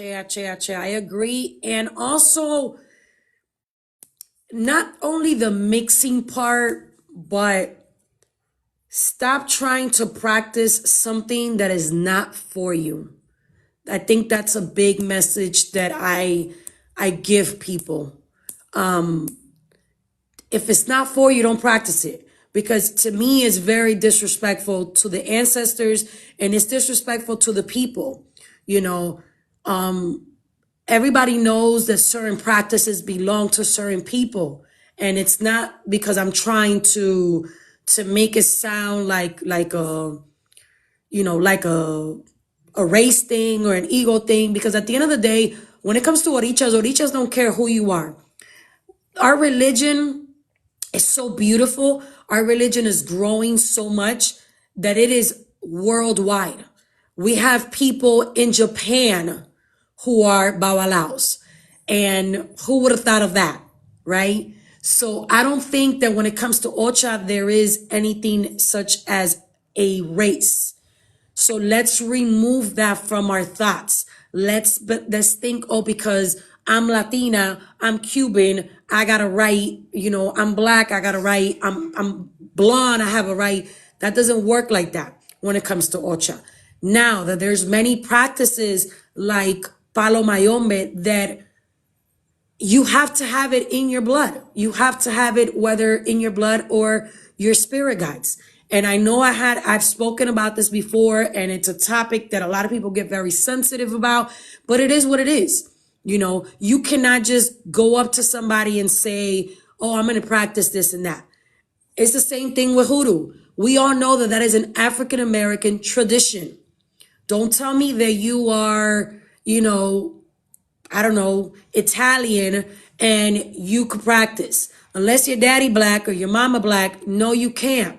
So to me, that's a form of disrespecting African Americans who in their day practice that. That's my way of thinking, and whoever gets bothered, it is what it is. I'm going to stick to it because I'm a person that I respect all traditions. If it's not mine, if it's not what I'm supposed to walk, I don't need to walk in there. That it's not mine. I'm going to respect it, and that's a good question.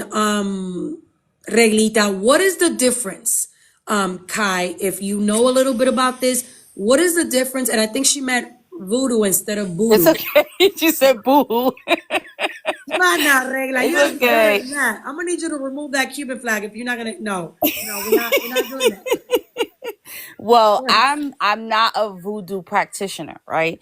But I was like, I was taught it's a religion. Some people may say it's not, but that's just how I was taught. Voodoo, that's how I call it, right? So I'm not a practitioner of voodoo, but I did want to touch on. I did mention because when Madrina said that, everything is not for everyone. I can speak on just from, and this is no offense to anyone, but I have had relationships with people of Haitian descent, and they don't let just anyone they don't even let people in their homes like that. So I'm kind of blown away sometimes when I see just people in these practices, and I'm like, I don't know, maybe who am I to judge? But I've came across a few. I'm from New York, so I came across a few. I've dated one. They're very selective about who they have in their home. They're very selective who they have in their company. So sometimes seeing certain things is kind of like, but and I never knew Vudan did initiation in America, but that's neither here nor there. All right. But hoodoo is was brought over by black people. I say black because it can be Africans, it was Cubans, it was Jamaicans, it was everything that was black, because it was a mixture. We were all on a boat, right? So we're all on a boat. All of us are on a boat.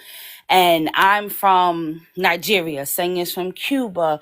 Somebody else is from Puerto Rico. So we kind of developed all together mixtures of what we had and what we learned from our homelands, and we combined it in a way to protect ourselves against slave masters. That's the real thing behind hoodoo. Now, people have took hoodoo and did their own thing with it, right? Love spells, trying to hurt other people.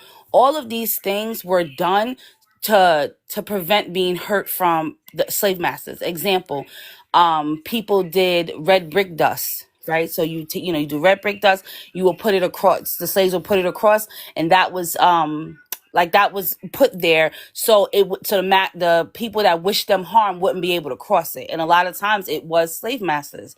The women did love spells on their husbands or their partners, burying things and doing a whole bunch of other stuff so their partners could come home, because there was so many people in Jim Crow era being hanged, so many black men being just murdered and things like that. So that was to guarantee them to come home. Now in this day and age, they do it differently because we're not in that type of survival mode.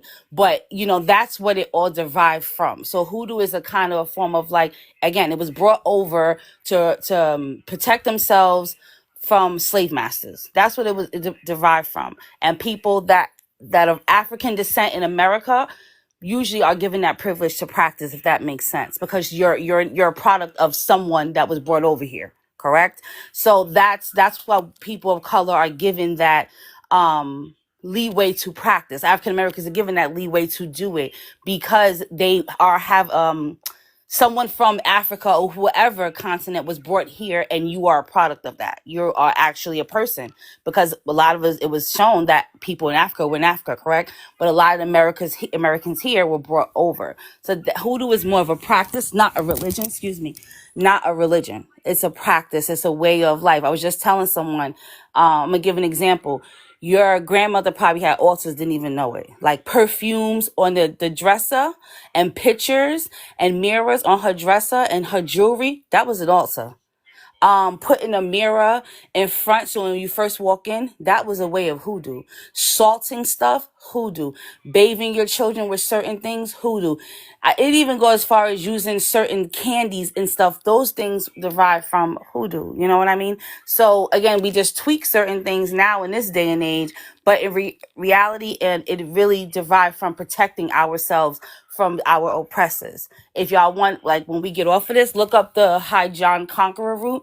He's a really good example of a protection from our oppressors, and anybody just can't work with that root. I was just telling my god sisters and my godmother, anybody just can't work with that root, and he will make it known that anybody just can't work with that root. So like, that's something you can look up to kind of get a little image of what actually hoodoo is consistent of. It's a beautiful thing. Like, people do any religion, any practice. People, you have bad people. It's not the religion that's bad or the practice that's bad. It's bad people. But it's a beautiful thing, but that's where it derived from. If just to sum up the story real quick, it derived from protecting ourselves from non-melanated people that were trying to harm us. Sorry, that took forever. Hey, Vivi, how you doing?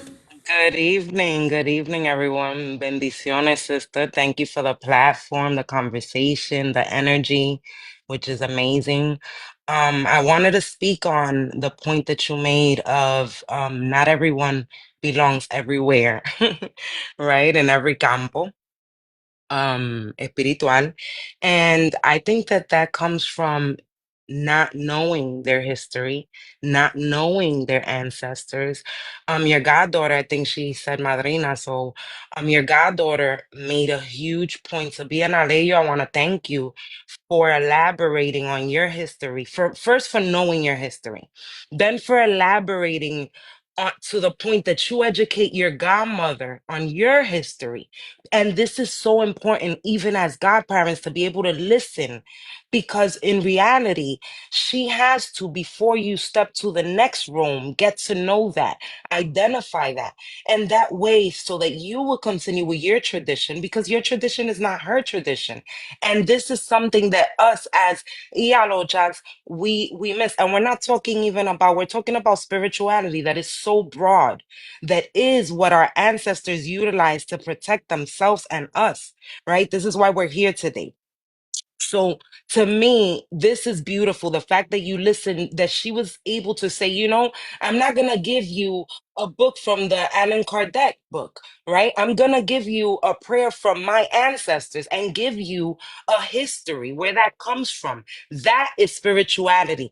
That is getting to know yourself. By the time this young lady knocks on a door, she will be like so good with her spirituality.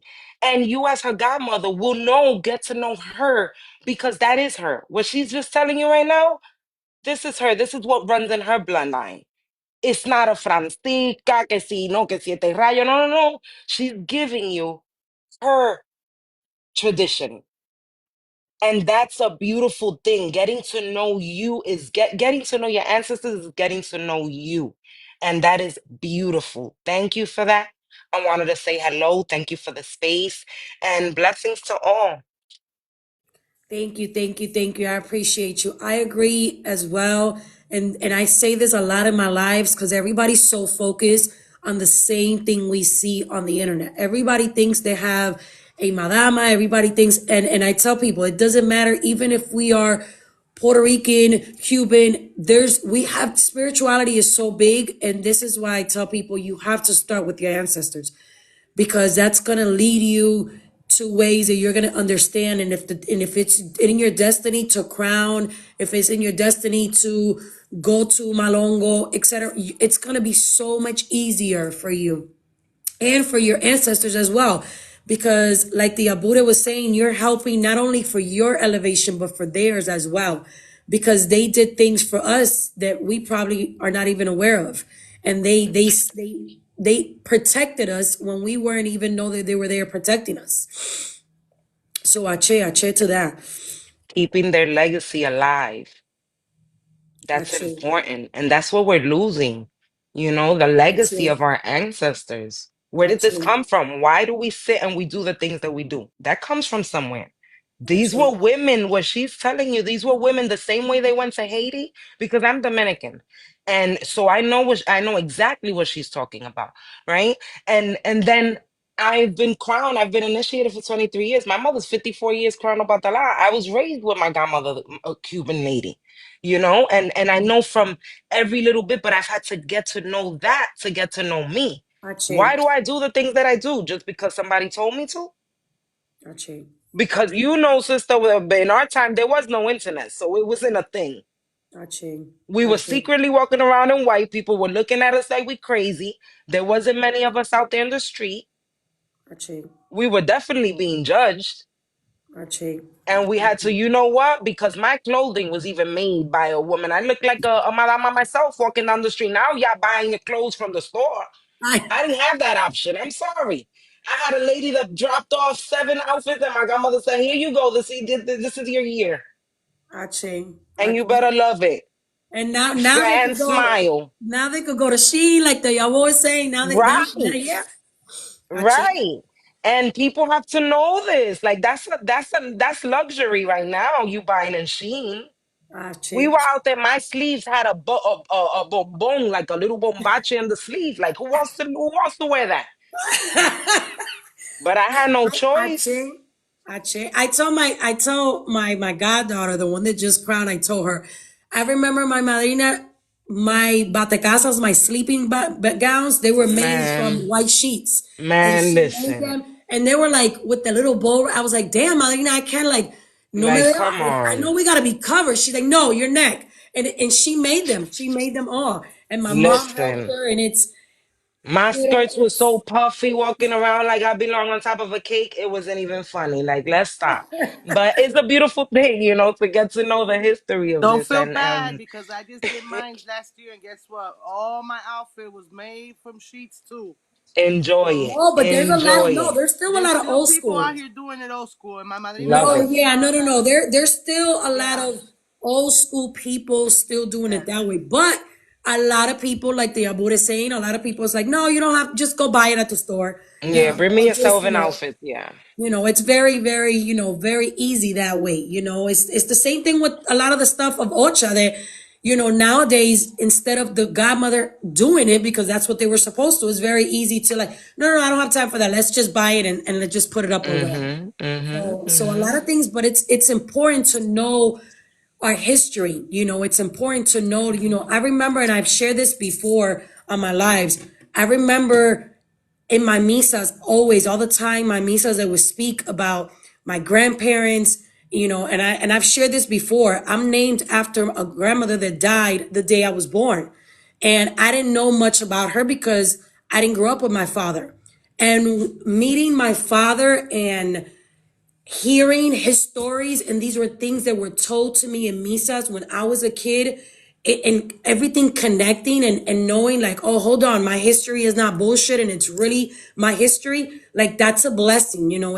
Because I remember them always telling me, no, yeah, there's a grandfather, and he comes from a Congo, and I would always be like, ay, these people have to be bullshitting me, no, man. I know there's blacks everywhere, porque en Cuba todo el mundo tiene de negro, pero hearing that from my biological father, of saying, no, my father was, Congo, and his family and this and that, to hear that, it's like, it's beautiful to know your history, like the Abur is saying, to know why you do the things you do, to know why your table is different from somebody else's. This is why I tell people, don't copy what you see on the internet, because you're going to go crazy. Because just because you're Puerto Rican doesn't mean you have Taino. Just because you're Dominican doesn't mean that you have to practice the 21 divisiones. It doesn't mean that. Right. You need to understand your history. You need to understand your journey, because copying all these things, lo que te va a dar is going to give you that headache, because you want to do a little bit of everything, and it's gonna drive you crazy. That's why I told people, I know a couple lives ago, I had somebody ask me, well, if I do the what is that, the DNA test, does that count? I didn't have no DNA test back in the day. I had misas, and it was through misas Oh. who I found out. And nowadays people want to skip that. People don't want to do the misas because now people are paying charging a little more and whatever, and they want to. But that's important. That's a step that is very, very, very important. And then maybe you could have one, maybe you have two, and as long as they're pretty good, and you could, keep doing them as much as you can. But it's important, because those are things that I don't think those DNA tests are going to tell you. That's my opinion. Is knowing your history, knowing your ancestors.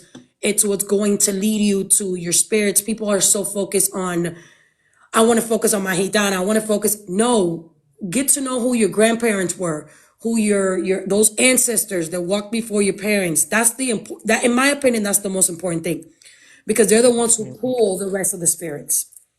That's, Absolutely. No, that. even in misas, let me tell you something. Those Congos has history because my gitana, her brother hung herself, and her mom was hija de Maya, y el papá era hijo Gun. So they have stories after them. Because in misas they tell you their name, but then you can start knowing where they came from. Aching. Mm-hmm. They tell you too where your mine lives in. El Congo mío vive en las piedras, en las cuevas. He's not even from the Aching. mountains. Achén, achén. And my daughter is Y Crown entender Shango. que no todo el mundo, Yeah. apure, entender que no todos los congos son iguales. Por eso es que cuando No. la gente a mí me pregunta aquí en los lives, when they ask me in my lives, hey, how do I attend this Congo? I tell people, you have to do misas, because I could give you a trick, and I could give you a little, okay, ponle una jicarita con agua, pero si no toma agua, Yeah. a ver. Well, look at my daughter Y Crown si toma Shango. guarapo, My y, 5-year-old, you know she what I'm cried saying? at So Shango.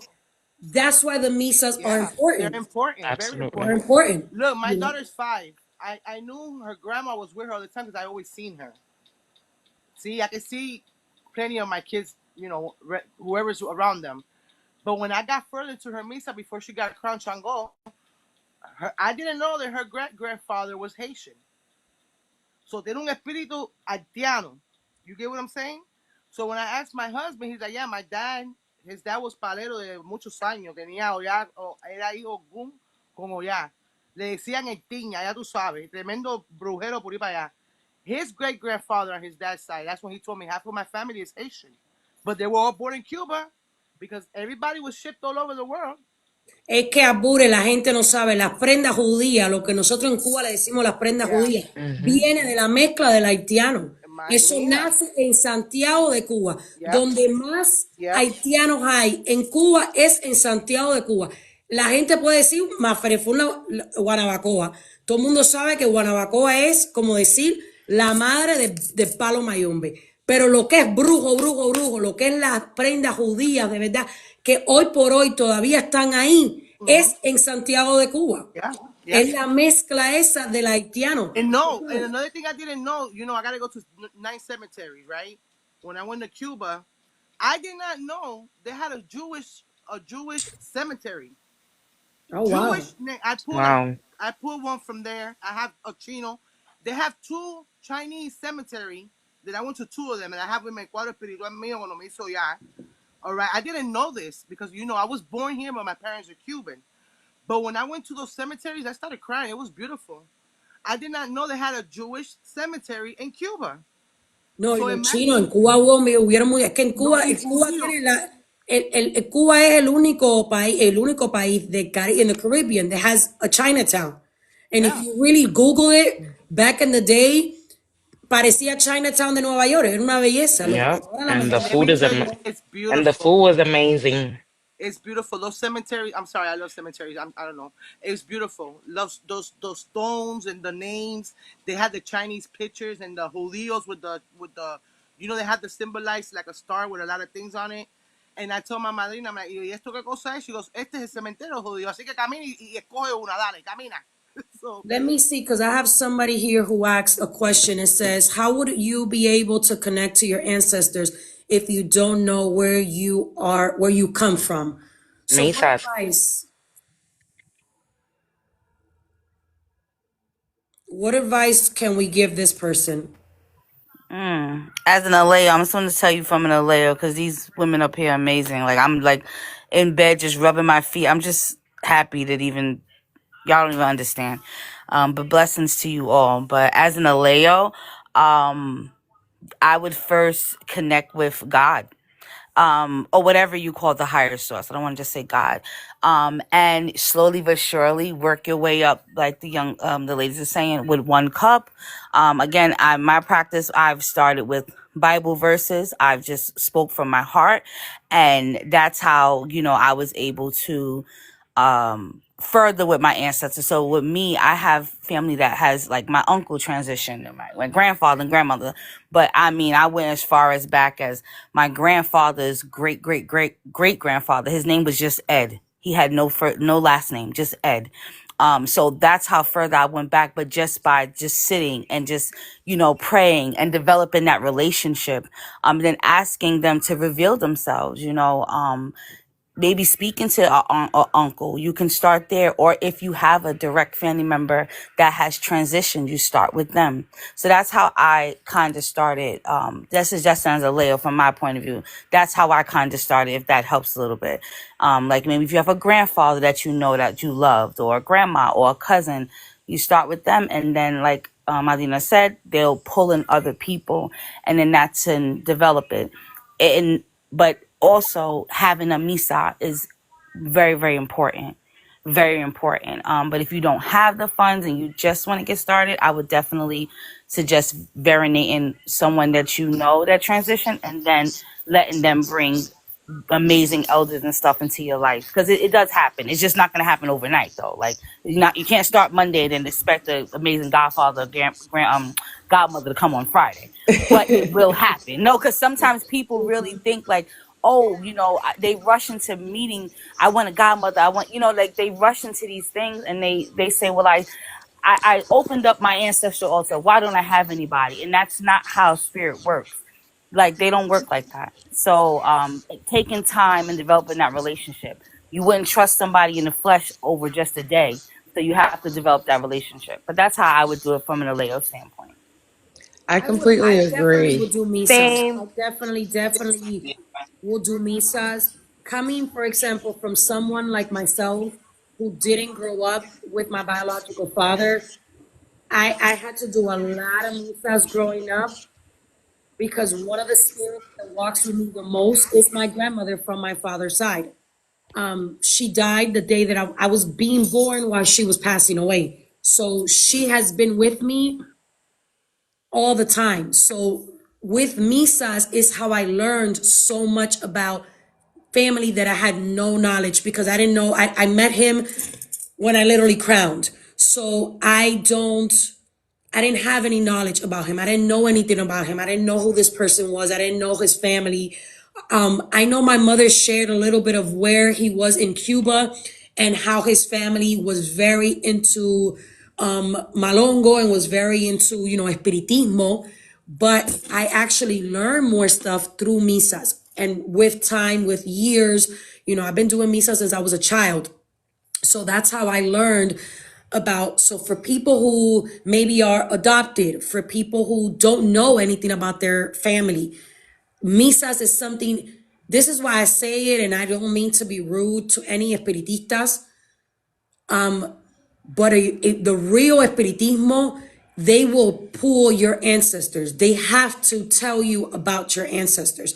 You cannot go to a misa and just, oh, you have a Congo, and give, some aguardiente to it.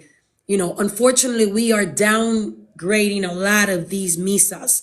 We are half-assing these misas. But in reality, misas is to get that information from our ancestors, from our spirit guides, that we are no longer doing nowadays, and it's sad, but that's what's going on.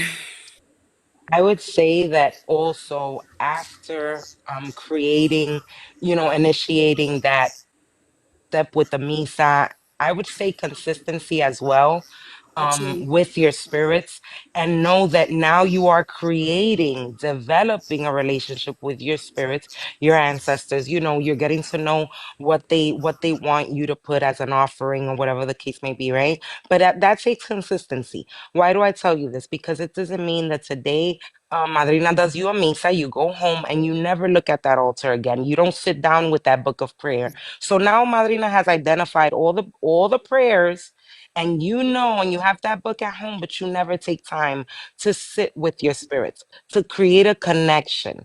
But then things happen in life, right? And we go all the way back to step one, because step one will always and forever be spirit.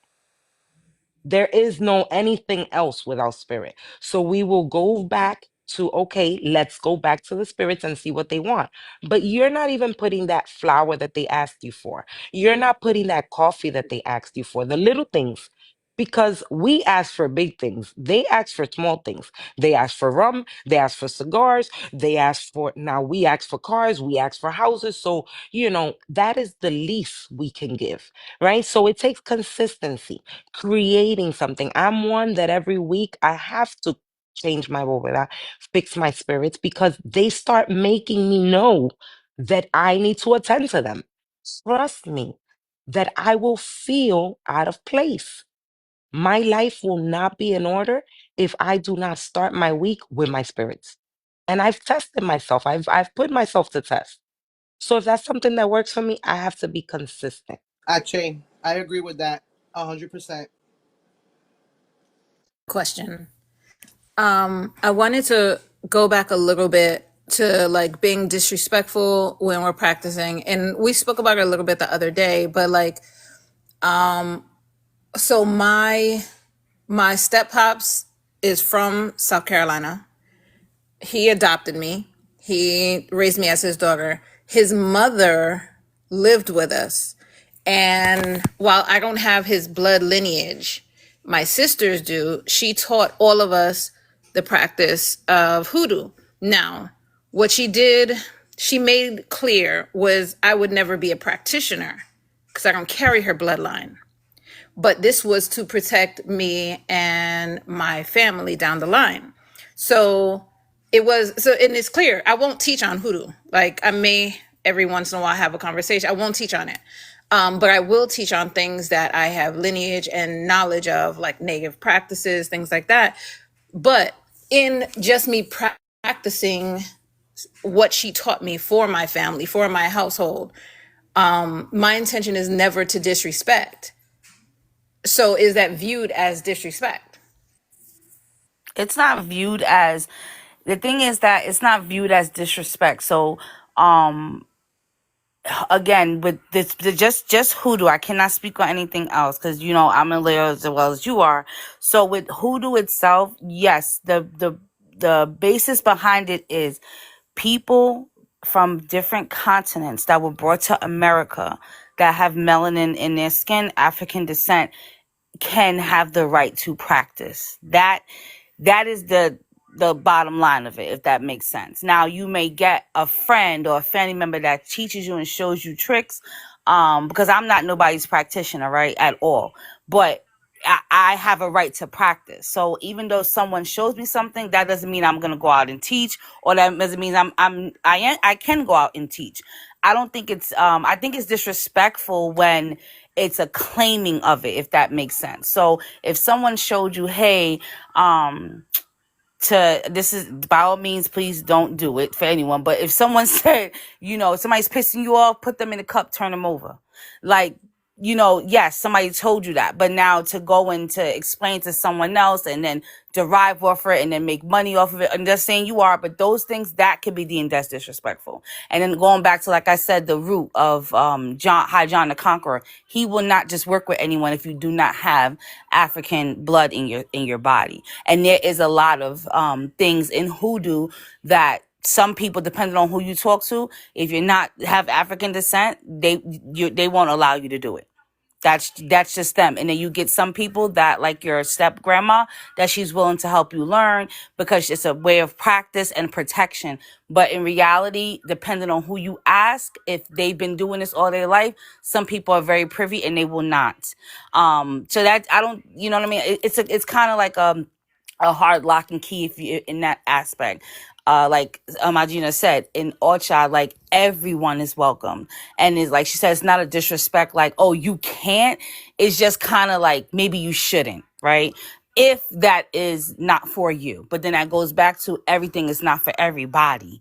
Like I was Christian in a Catholic church, but I'm not gonna practice Catholicism or Judaism or maybe other religions. That's not for me, if that makes sense. So maybe you're welcome to do it, but it's just not for me. I hope I made sense and I didn't confuse you or anyone else. I think also that it depends on who you ask the question to. And the reason why I'm saying this is because maybe to Kai, it's not disrespectful. I don't practice that practice. So at the end of the day, I don't feel no type of way. But you cannot get upset if somebody else has a different opinion from what Kai has. And I'm going to put as an example as what I practice. For example, if you are not a practitioner of Palo Mayombe, you have no business to know nothing that belongs to Palo Mayombe. That's how we view it, right? And so if somebody who practices Palo Mayombe, for example, me, if I was to turn around now and start teaching my godchildren who are not initiated in Palo, if I start teaching them certain things about Palo Mayombe, there's going to be other ganguleros who are going to get upset because those are closed practice. Hoodoo is a closed practice. So absolutely, your grandmother taught you things and tricks to, for you to be protected, for et cetera, and that's perfectly fine. But there is going to be people who practice hoodoo who are going to feel some type of way, because they're going to be like, well, why did she teach you that when this is a closed practice? If she wanted to protect you, she could have done it herself and given it to you. So I think that the question, it just depends on the person and who you ask the question to. That's just my opinion. I don't know if the rest of the ladies, how do they feel, what their opinion is. But I think it just depends on who you ask that to. Absolutely. I agree with you 100%.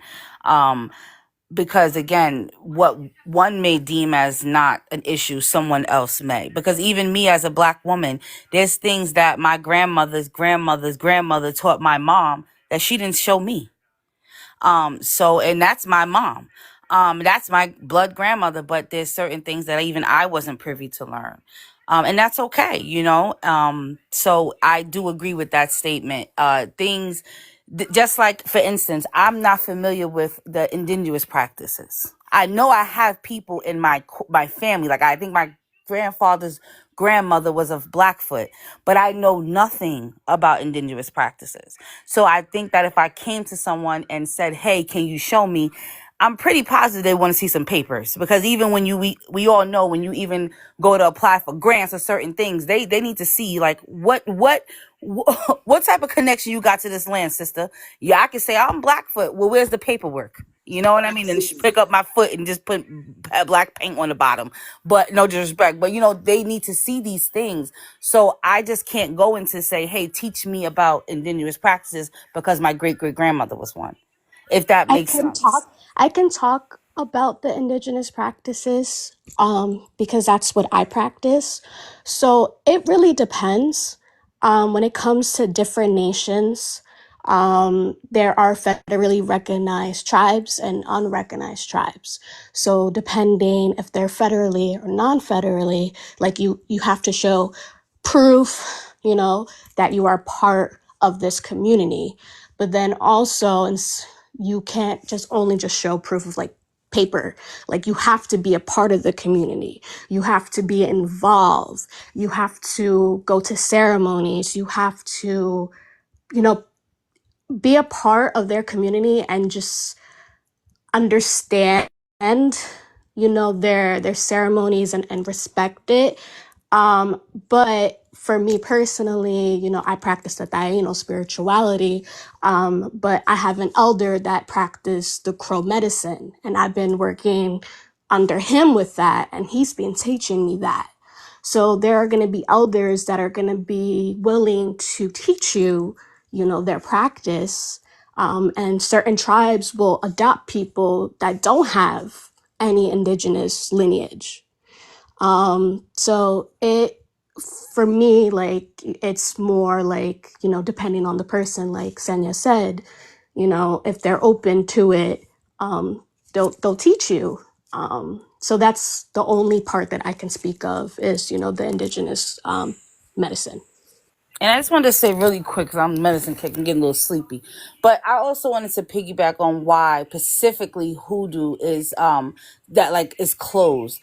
A lot of times, and this is gonna sound crazy, but a lot of times in slavery, they knew the slaves that were special. They knew the slaves that were gifted, and they would use their gifts to gain off of the slaves, if that makes sense. So it would be masters and madams, and they would use the slaves to conjure up things for them against their will. So a lot of times now, other people that's not me or someone else, or Kiana, they're not going to show it to certain people that are not of African American descent, because a lot of times we forget this things of trauma and all this is in our bloodline. So healing it is very important. And if I had a ancestor from that times that was gifted, and with this person's gifts were being abused by someone that was not Black, and then I go show somebody else that's not Black, they may turn around and be like, now you're cut off for good. Now you're not going to get nothing from me, because that was something that I didn't heal and that hurt me, if that makes sense. So that's also a key point with hoodoo being closed, because sometimes it was used to even hurt people that look like us, that look like me. They would take people that were gifted and make them have conjure bags to hurt other African Americans or Africans, and they didn't want to do that. So that's another key point why a lot of things can be closed to people that are not of African descent. I do want to touch on Kiana. I love that you brought up that they can adopt people from other tribes, other nations, because some of the indigenous history for many tribes has been interrupted, and so we turn to the next closest tribe to us. So if you're Turtle Island, for example, like, we both practice Taino practices. And so one of the closest to us is Lakota. So as we're reconstructing the languages and stuff like that, Hiwatahia is one of them that comes up, and it takes parts of some of their beliefs, some not beliefs, but some of their language, because we lost it. And they do tend to adopt, because this is our way of preserving preserving our beliefs, preserving this way of life. So I think in that way, the indigenous practices are a little bit more, I'll say a little bit more open to adopting others from other practices, not necessarily outsiders, because if somebody, and I know this just because I've seen it happen, if, for example, non-melanated or Caucasian people. Matter of fact, I'll use a better example. My brother is my step-pop's blood son. He has absolutely no Taino in him. He's completely Black. Now, he is a member of the same tribe that I am, because my cacique, or my chief, adopted him in, because he walks in the ways, he respects the ways, he can honor the ways. He's one of the fire keepers. So like Kiana said, you have to show up. You have to be able to be trusted by the elders, that you have to be able to be those secret keepers and things like that. So while I absolutely understand the reason behind closing the practices, and I understand, sometimes the adoption in, and I understand people are going to have different viewpoints. Like, for example, hoodoo for me is not the main practice. It's just something I know of, certain things to do for protection, not my main practice, not one that I speak about much, because I have no place. But in the indigenous practice, that's where I am able to teach. I am able to go from there, because I sit under elders who have given me the right to do that. So I totally get everybody's viewpoints, and I appreciate it. And also, I wanted to say, because this just came to me, that people of color, we have been mistreated and for years. And the key word you pointed to was trust. A lot of us didn't have that. Like, a lot of our people didn't have that. We couldn't just trust. And I'm not taking consent. Didn't have that. We couldn't just trust. And I'm not taking consent. I'm pretty sure I have someone in my family of indigenous bloods, and I love anyone of color. But to speak on specifically of hoodoo practicing and African Americans here that have practiced, a lot of it is there was no trust there. There was no trust there. So yes, I commend your, grandmother for showing you, because again, it's a beautiful way of life. But at the same time, honestly, like, there is, like Madrina said, there is others out here that are elders that are very tight-lipped. They're very tight-lipped with their practices, because a lot of it was abused. A lot of it was used because there was no trust. So I'm not too privy to indigenous practices and how they go about it. But I know with the hoodoo practice, like I said, it was a lot of abuse going on. It was a lot of misusing things. And, we all know in this day and age, physically, people, we are mistrusting. So just imagine how our spirits would come to other people. Like the young man just said in the chat, he was about to give a secret, and he seen his ancestor put up his finger, like, don't. because the trust was never there. The trust was broken. So that's a lot of times why, you know, you like Marina said, you may get someone that is like, oh, boom, I trust you, so I'm willing to, but that don't mean that their people do, or their people trust your people, or vice versa. You know what I mean? So that's just like I said, it's a lock and key, and depending on who you ask. Because like I just said, my mother has secrets that I've asked, and you know, things or ways that I want to learn, and I'm her child, and she still feels like I'm not ready at my big age of 41. Because there's certain things that was passed on from her generation that maybe I'm not privy to learn just yet. Or they don't, maybe her people just ain't trusting me at the moment to do that. And that's okay. You know what I'm saying? So trust is a big factor in the Black community. And we all know that. Actually. And I think that's a practice, you know. I know you guys mentioned the Taino part, but I'm from Miami, and I'm very, very familiar with a lot of Native American tribes that are from Florida. When I worked for the state as a CO, a lot of our events were in grounds and with a lot of Native Americans. Los Seminole, Los Miccosukee, there was a lot of around there. And to hear what you guys are saying, it's very, very different with all the Native Americans, because I know of people that I'm friends with that's if you don't have bloodline to be part of that, they won't let you in. So I respect everybody. I do respect, but I think that hoodoo belongs to African Americans. Everything has been taken from them. It's like so much has been taken from African Americans.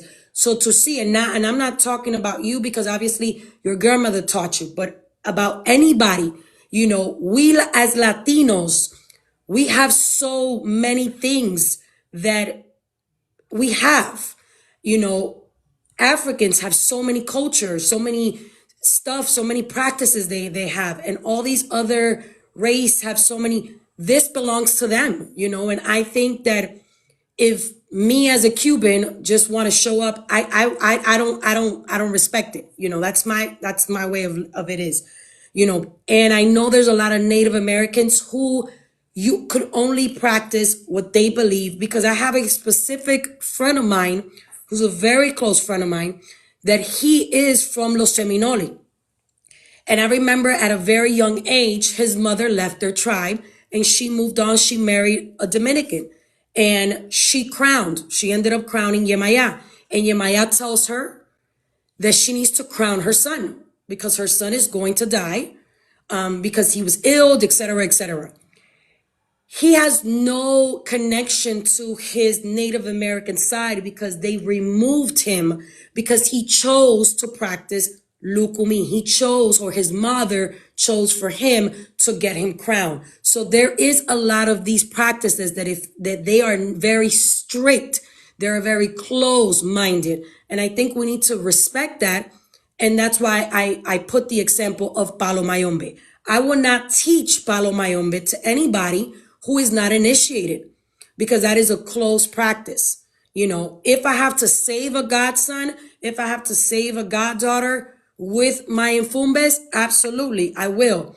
But I don't need to tell you any secrets. I don't need to show you anything, because that is a closed practice that only us who are ganguleros have that privilege. That's just my honest opinion. And it's the same thing with hoodoo, it's the same thing with all these other practices. Now there's a bunch of people that mix it, but I believe that that belongs to them. We have taken, and I include we because it's a lot of us. It's not just the whites. It could be Latinos. It could be Europeans. We've taken so much from African Americans. And that's why a lot of them still live in that trauma, and they're healing from certain things. Their ancestors are healing from certain things.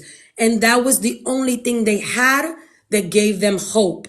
That is the only thing they had that, you know, it gave them that survival. So who are we to say, well, I'm going to practice it. I'm going to use these things. Like a lot of the traditions that they do, like the whole, the you know, the break thing, that's a hoodoo thing.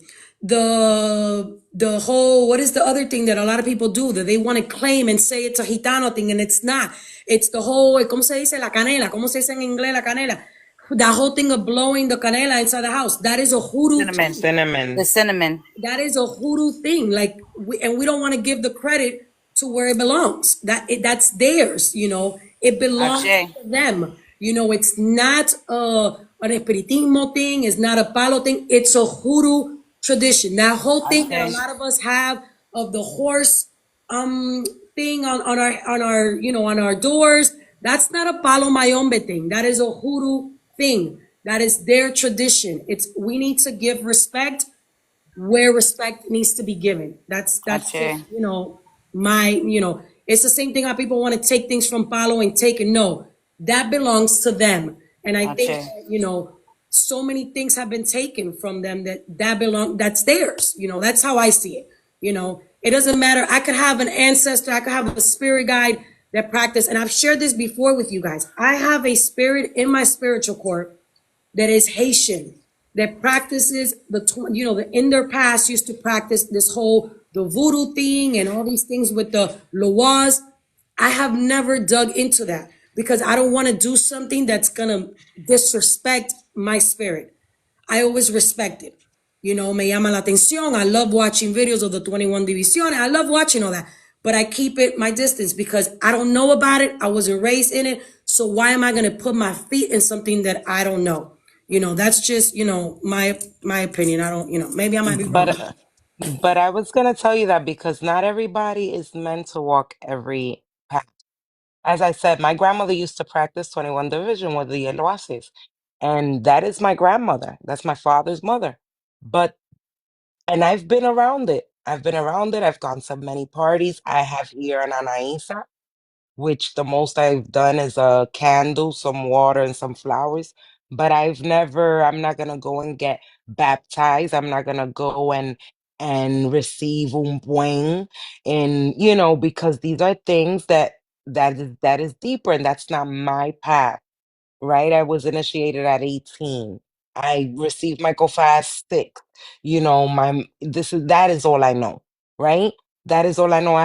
When I grew older, I started knowing more about 21 División because I have god kids and I have to learn their paths and cumplir with them before they go to the next step. Watching. My first godson, Ramon, we did a mesa that he had to do. I knew nothing about that.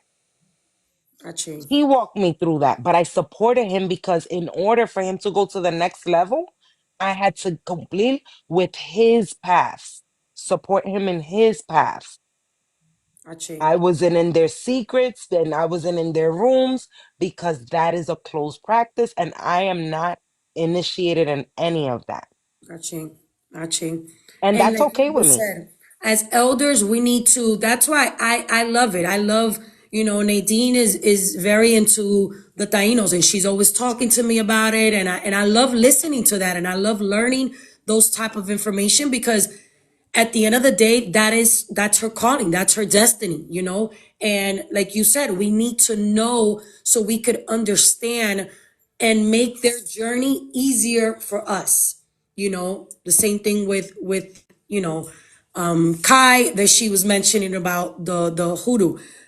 But I see a lot of people, and this is not just this is a good topic because it's like you're saying, so many people want to walk all these lands and they haven't even like, I remember when they would put me to sit and do misas and they would do misas for me and I hated it because every time somebody would mount, listen, nothing creeps me out more and I'm going to say this very honestly, now it doesn't. But when I was younger, I could fight, I could see a gun being pulled out, but when I would see people mount, I would be like, what the hell? Like, it will creep me out.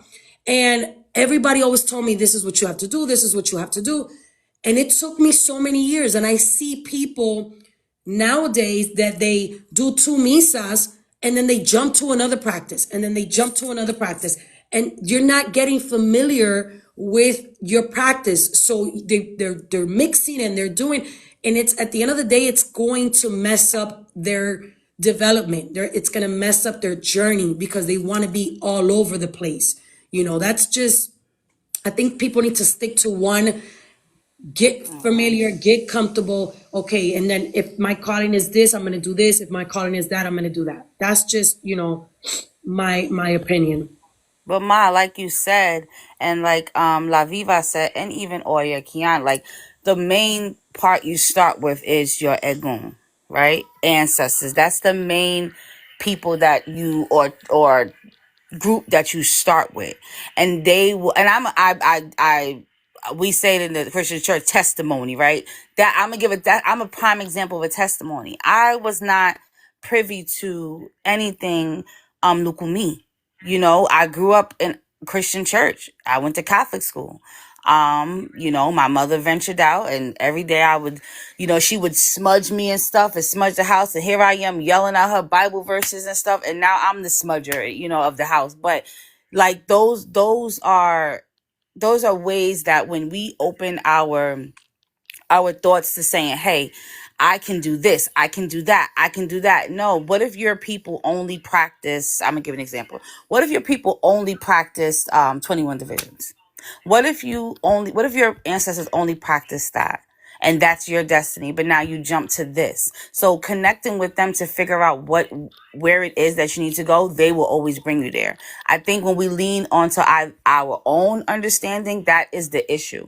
When we should just let it flow naturally and just let it go where it needs to go, if that makes sense. Because if we jump from this to that, and another thing is that if you have the strength to do that, I mean, go ahead. But a lot of times people realize they don't. They don't have the strength to keep up with everything and then work and be a parent, be a wife. So why take on all of this when you can just focus on one thing? And then if it's meant for you to go there, you go there. But actually, like you said, I remember my mom was a spiritualist, and she would be in all white. And so I told you I was a Christian. So I would always tell her she was going to Christian hell and stuff because I wasn't privy to that. That's not how I grew up. But now when I look back on it, like Miss La Viva said, my mom wore white for a while, and I was her own child telling her that she was weird and stuff. Forgive me, God. But I could imagine what the world seen her as. A lot of these practices, people did not, it wasn't openly done. A lot of this was done in secret. And again, it's a meaning behind that. But us that are not in that position, we have not been crowned yet, we don't have to know that. We need to just work on whatever door we're at, we work on that door. So as an Aleo, if my door is to develop my relationship with my ancestors, that's what I need to do. It's not for me to go and say, oh, well, what was the secret of why nobody told them? Or what was the secret for that? That's just not, I feel like that doesn't get me anywhere. That just gets me more confused and a little more anxious, if that makes sense. But if I'm able to work on what I'm able to work on and move forward with that, that helps me so much. If my door and my path is to work on with my ancestors first, and they lead me to, like Miss Viva said, knock on that door, that's the path that you need to go. But jumping around, it's only going to make you confused as well as your spirits. And they don't like being confused. I know I see Omio Kang right here.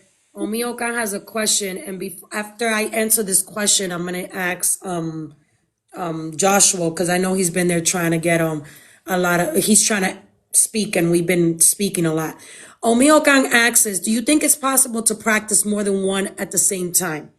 So let me, like the Buddha was mentioning, and like many of us have spoken about it, when it comes to Lukumi, we do in fact practice many practices. We practice, a lot of us are initiated in Palo Mayombe. A lot of us practice Espiritismo. So that right there is 3 different practices. But we don't mix anything. That's the issue we are having in nowadays, is that they don't know how to separate. Like Abuda was just saying, she has godchildren that practice the 21 division, but you don't see the 21 division being practiced and saying, okay, you're practicing this, but that has to do with Ochun. The 21 division is the 21 division. Ochun and the Orichas is the Ochun and the Orichas. We're seeing a lot of videos on here that a lot of people say, I practice Hoodoo, but then they have Eshu and they show Eshu. Eshu is not Hoodoo.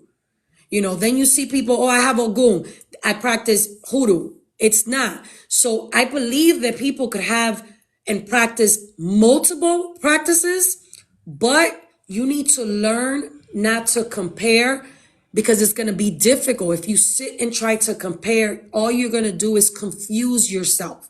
And I teach this to I have a lot of my godchildren that are on this live right now. And I always teach them, try your best not to compare. Just because Anaisa wears yellow, it doesn't mean she has something to do with Ochun. Don't compare it. Don't, they do that a lot with Palo. You see people on this app and they say, well, Sarabanda has to do with, Ogun because of this. It's not, because Ogun was it's a spirit. It's an energy that at some point Ogun was a living person. Sarabanda wasn't. So you can't compare them both. In Palo, there is no such thing as energies that come down. Nobody mounts Siete Rayo. Nobody mounts, Madre Agua. Nobody does that. Nobody. So if you compare it, you're going to get confused. So I think that's the most important thing, is that I think people could practice 20. I mean, I have a close friend of mine. She's Dominican. She just got initiated. And she's been practicing multiple practices her entire life. Multiple. And she doesn't mix. One thing is here, another thing is here. When it's her time to go 21 division, she got her head wrap and she's done. When it's time to do malongo, because there's people that do have to walk all these tierras, like we call it in Spanish, right? All these lands. But the main thing is not mixing and comparing, because you're going to go crazy. You're going to go completely crazy. Whoever's Mr. practicing 4 and 5 things at once, hallelujah to them.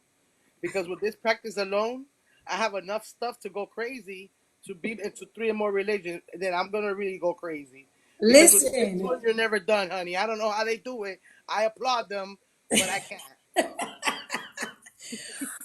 Josh, you had a question, honey. Talk to me. Talk to us. Hi, bendiciones to everybody.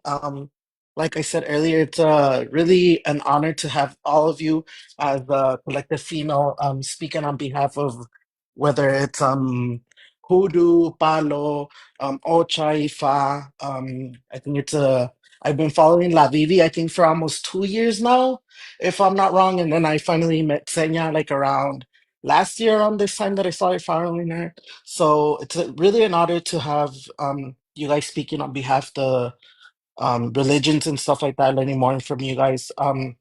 I just wanted to say quickly, I think my mom, she's more, she's not an espiritista, but she also is. I'm trying to explain it as much as I can. So with her, she's gotten to speak to her great grandma in so many dreams, and she's come to her so many times. My great grandma, her grandma, she unfortunately, she not unfortunately, she she's American Indian. She's from one of the tribes here. She's from the Zuni tribe in New Mexico, and she unfortunately was kidnapped and she was taken to Juarez.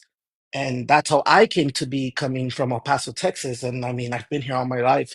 My mom was born in Juarez. My grandmother, almost all my family has been from over there and stuff like that. So we barely found out all that. Some of that stuff we already knew, that my grandmother unfortunately was kidnapped and she was brought over here. And during her adulthood and her childhood and all that, she was raped so many times. I mean, so many things has happened to her that my mom started finding out through her speaking in her dreams. And now, thank God, she knows the names of her passed on brothers and sisters, aunts and uncles of mine that I didn't even know I had. I thought the ones that I had were what is it, four that I have living here in flesh with me. And unfortunately, they do have brothers and sisters that passed on through diseases. I think one of them passed through bronchitis or something like that. And the other day, me and my mom were speaking at her house, and she's all like, she's all like, the other day my sister came to me and she told me that there's a picture of her and my older brother, the eldest one, and it's somewhere in my grandma's stuff. And we've gone through those stuff, especially during New Year's when we clean up the house, especially my grandma's house. We find pictures. The other day we found a good picture of my great grandma, and I've been trying to take it out, but I guess she doesn't want me to. Like, as much as I go to Walgreens and take out the picture, it just won't budge. And I'm like, why not? And I told my mom the other day, and she's all like, déjala en paz. Ella sabe con quién quiere. She's already doing it with me. Sometimes I pray to her. I ask for God to like keep her safe and keep her in the light and stuff like that. So I think um that's more or less where my um I don't want to say my don or anything like that, but spiritually I think it's because of some of that stuff, and also because my great grandpa, no, not my great grandpa, my grandpa, his grandpa, so my great great grandpa, he was a curandero. I don't know if you guys know more or less of that. I think that's a little bit more of a Mexican tradition as far as to my knowledge. And my mom was telling me the other day that he also came to her sleep. And my grandma is a little bit like curandera. She doesn't like the the religion, because almost all my family at one point they were coming into the religion, and that's how I came to be in it. I think I'm the only one left that stayed in the religion, and I have my padrinos and all that, but that's another story for maybe another time. And that's how we came to be in the religion, finding out a lot of stuff. My mom actually did a misa for my grandma, and I wasn't there because I think I was too young. And they told me, you know what, you're too young for this. In due time, you'll be able to do your own. And they've told me, you know what, you need to do a misa for your dad. And I'm like, well, yeah, let's go to the church. And they're like, no, like this is a different type of one. I'm like, oh, and like now I understand what misas mean and all that. And it's just really a beautiful religion. All of them are, honestly, and I'm very, very honored to be knowledgeable of it. And um hopefully in due time, when it's meant to be, and if it's meant to be, I'll be able to crown El Egua whenever I have to. And if he permits it, if he wants it. If he doesn't, then I'm okay being a devotee. And um I'm honestly excited for the future for myself, for the spirituality growth and stuff like that. That's something that I've missed out on. Especially when my dad passed away. I think that took a very big toll on me, and it was very, very, very, very hard. And even to this day, I don't think I've viewed them the way I was supposed to. And with the religion, I mean, this has helped me. I have my agua faca, and that's how I found out that I was a child of Elegua. And this literally took me away from going insane and doing the worst thing that I could have done to myself, and that would have, I think, damaged my mom so much more than she's already been damaged herself, because she has so many stories that she hasn't even told me about. So I think that was a little bit of my 2 cents, or more than 2 cents, that I wanted to put in. And I think this is more of a question for Kiana, since she was saying that she practices Taino. What do you recommend for me to do, or what do you think you should do if stuff like, you know how I explained that my great grandmother doesn't want her picture taken out and stuff like that. Because also in Maita, well, that's what how I read it from my padrino, that he put it in Maita for Awafaka. He said that my guide spirit, the main one, is an Indio. So I've been trying to, like, be more spiritual with that.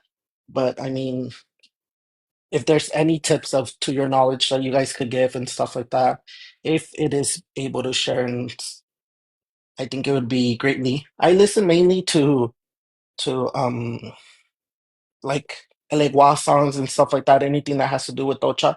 But I've heard some other songs for indigenous people, and I'm not gonna lie, I burst out crying sometimes with those songs. Like something out of me, it's like I will. And it's beautiful, but it's sad, the trauma that both Africans have passed with slavery, and also with the indigenous people. So I just want to say thank you for sharing that with us. And it shows just your humbleness, your love, your confidence, to be able to share that with us on this live. And I want to just say that you're very strong.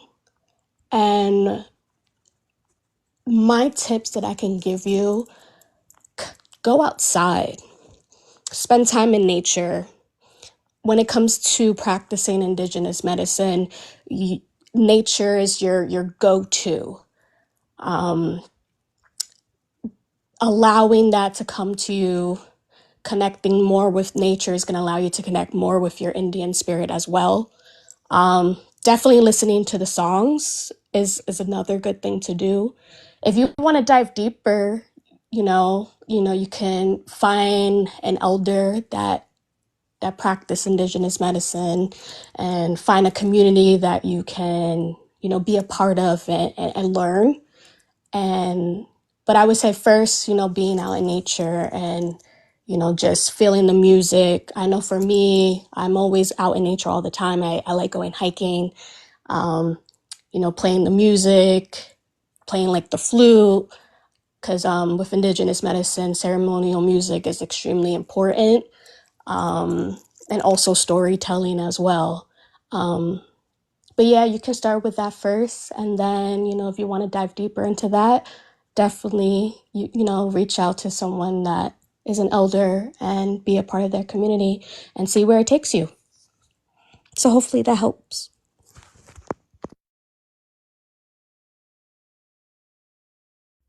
I want to say, Much. oh, go ahead, V. Let me go on mute. No, I was actually gonna tell you to tell him something. I'll go right after you. I want to say first of all, thank you. We are. I think this live, a lot of people needed it. Not only because we started with praying, but there's so much negative things going on in the world that I think this live was maybe meant for a lot of people to hear, including myself. I really want to tell you that sometimes our spirits, even our ancestors, they don't want to be shown. So if she, for whatever reason, doesn't want a picture, and I know sometimes that kind of hurts because we always want to have that image. That's the issue that we're having now with the orichas, that everybody wants to have an image, but in reality nobody knows what Yemaya looks like, nobody knows what Obatala looks like. But unfortunately, us as human beings, we always want to have an image of something. And sometimes that happens with our ancestors as well.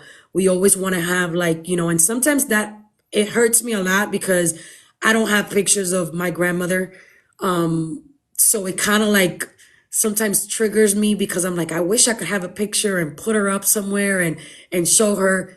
But I carry her in my dreams. I was able to see her many times in my dreams. So that to me is a blessing there. So my advice is not to focus, don't feel sad or question why she doesn't want to be shown around yet or put on your altar, on your wall with that. Especially her who been through so much trauma. Sometimes a lot of our ancestors who went through a lot of trauma don't want any pictures of themselves. And it's okay. Maybe with time, after you give her a lot of elevation and a lot of light, maybe with time she'll let you, put a picture around the house. Who knows? Egum is the one that says it. But that's all I wanted to share. And thank you for sharing your story, because a lot of people could relate, even though they're not going to say it. A lot of people do relate. A lot of us, we carry a lot of trauma, our childhood traumas, adult traumas, and it's always nice to hear that we're not alone, right? And that there's always someone out there who has also experienced, or their family has experienced some type of trauma. So I want to thank you for sharing that, because not a lot of us, we could share it, because either it triggers us or it puts us, it embarrasses us, so we don't want to say it. So that's my advice to you. I'm gonna get on mute so V could give her. You guys, you hear me? Okay. So hi Joshua. I just want to say thank you for sharing. Thank you for opening up. A lot of the times us kind of talking about our family trauma that also affects us, right? Our grandmother, their grandmother. These are things that have affected us. And the more we talk about it, the more we're able to break generational curses, right? There's something huge right now.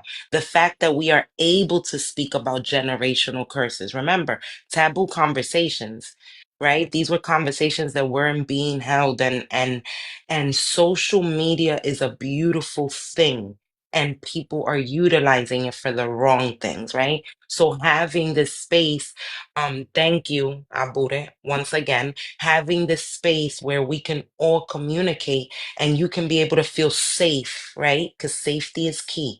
You can be able to feel safe and comfortable with opening up about this family trauma, letting it go, releasing it, and getting a positive message from Kiana, who can relate to, your ancestry, and get a guide, right? Because we always need a guide. So, on that strength of a guide, do you have a spiritual guide? Do you have guidance in your spiritual community, right? Because that's important. And if not, that one cup of water and that one candle, because it's like the Abuddha was saying about images and pictures. What images and pictures did our ancestors have? Let's be real, right? So that cup of water, that jicara with water, that candle, the light and the water, the clarity, asking for that clarity so that your own spirit guides, because with our conversation, I could already tell that they are open and you are receptive, right? You have that faith. That's the first thing you need, right? Ask them to put you into the right path so that you can continue guiding your family, right? And break generational curses. La aguja lleva el hilo, right? What does that mean? One person, sometimes the youngest person, can pull their entire family.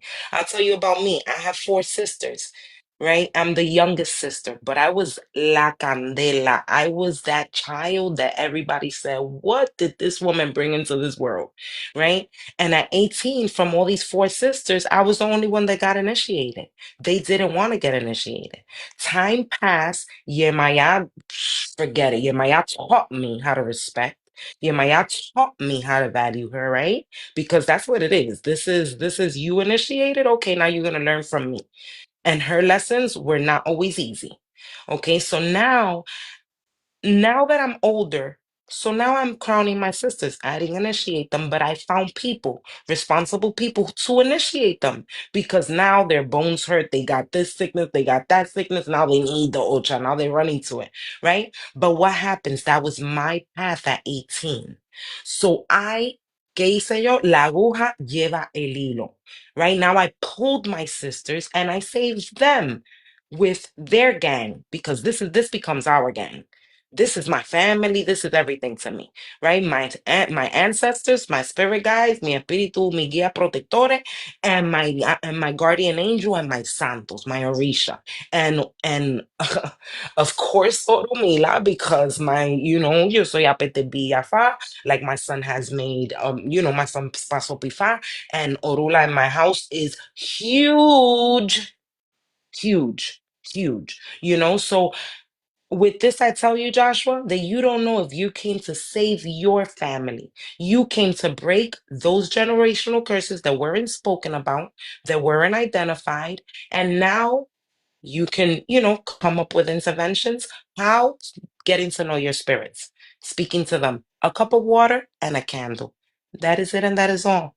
Thank you for following me, my love. And again, Abuda, thank you for the space, the power, and the energy in the space is amazing. Thank you. Thank you, thank you, thank you, thank you. Any other questions, y'all? Any other questions? I Anybody wanted to else? tell Joshua one thing. First of all, thank you for sharing with us. You said that in your co-father told you about your grandma and the spirit guide that she is for you. Remember, sometimes in Italy they don't tell us the whole thing.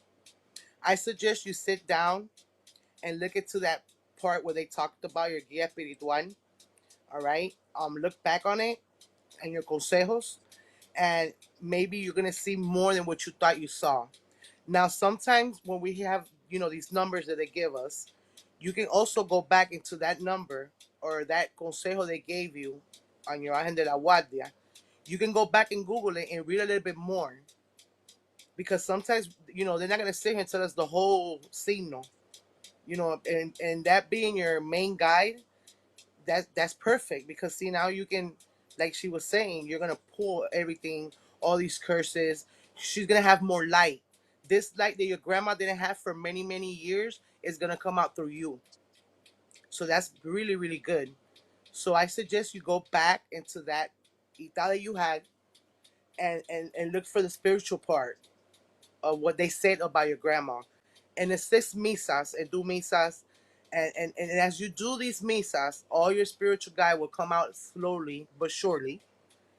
But start with your grandma, and I think that's going to be perfect. And bendiciones to him.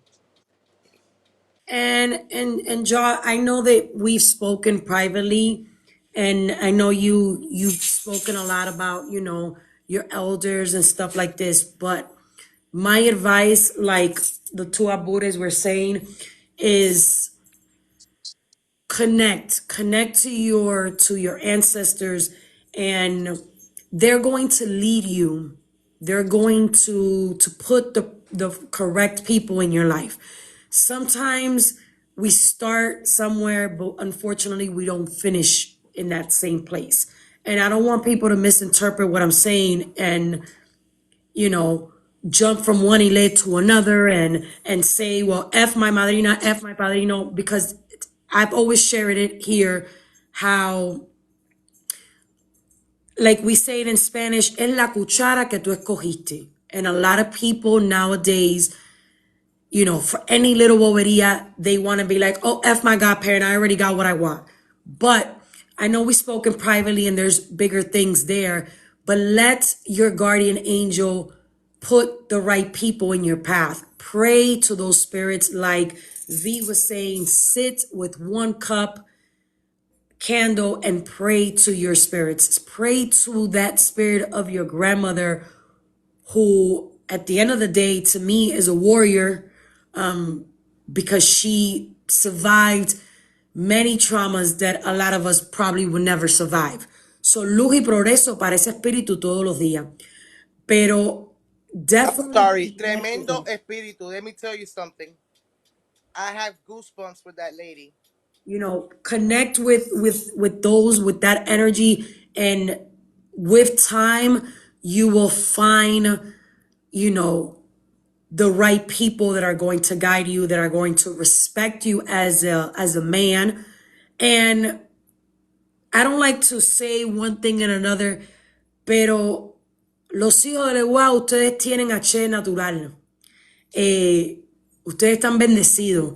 Es como los hijos de Yemayá, con el respeto de todos los santos que exista, pero ustedes nacen con su bendición. Entonces, déjaselo a Leguá. Todas las cosas que anybody could do, any negative anybody could do to you, déjaselo a Leguá. Y pídele a Leguá, pídele a Eshu, porque es lo que te dan los babalaos, ¿no? Pídele a Eshu que te abra los caminos y que te cierre todas las cosas negativas que tú puedas tener en tu alrededor. Y pídele esos espíritus. I think when we have main spirits that are Indians, I think it's amazing. Yo creo, para mí, una de las comisiones más fuertes que existen son las comisiones indias. And people are so focused sometimes on Congos and Congos and Congos. Una de las comisiones más fuertes que existen son las indias. Los indios, las mujeres indias. Es una comisión sumamente bella. Y si tienes ese guía protector que es un indio, aférrate a él. Get close to him, y darle luz, mucha luz a ese espíritu, como estaba diciendo las Bures, mucha luz a ese espíritu de tu abuela. Que even if your mom wants to say, no creo o sí creo, es que es como el Santo Tomás, es para creer, esos son los más espirituales. Los que siempre dicen, no, yo no creo en nada, son los más espirituales. So, déjala a ella, y deja que the guides la guíen y que los espíritus lo guíen, pero, don't feel that, I don't know, I'm lost, I don't know what I'm doing, porque Maferefun eres guato todos los días en tu vida, mi vida. And again, thank you for sharing what you shared with us, because it was beautiful. And anybody else wants to say anything? What any advice you I guys want to do. say? Yes, ma'am.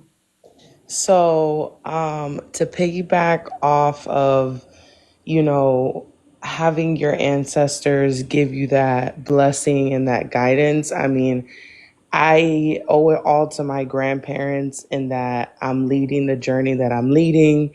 I owe it all to my grandmother. She's the reason why I was able to meet Omar and meet Senia and have the Ile that I'm a part of now. And if it wasn't for them, I don't think I would have stepped foot anywhere near where I was at. Um, my mom and my grandmother left the religion because of their own reasons.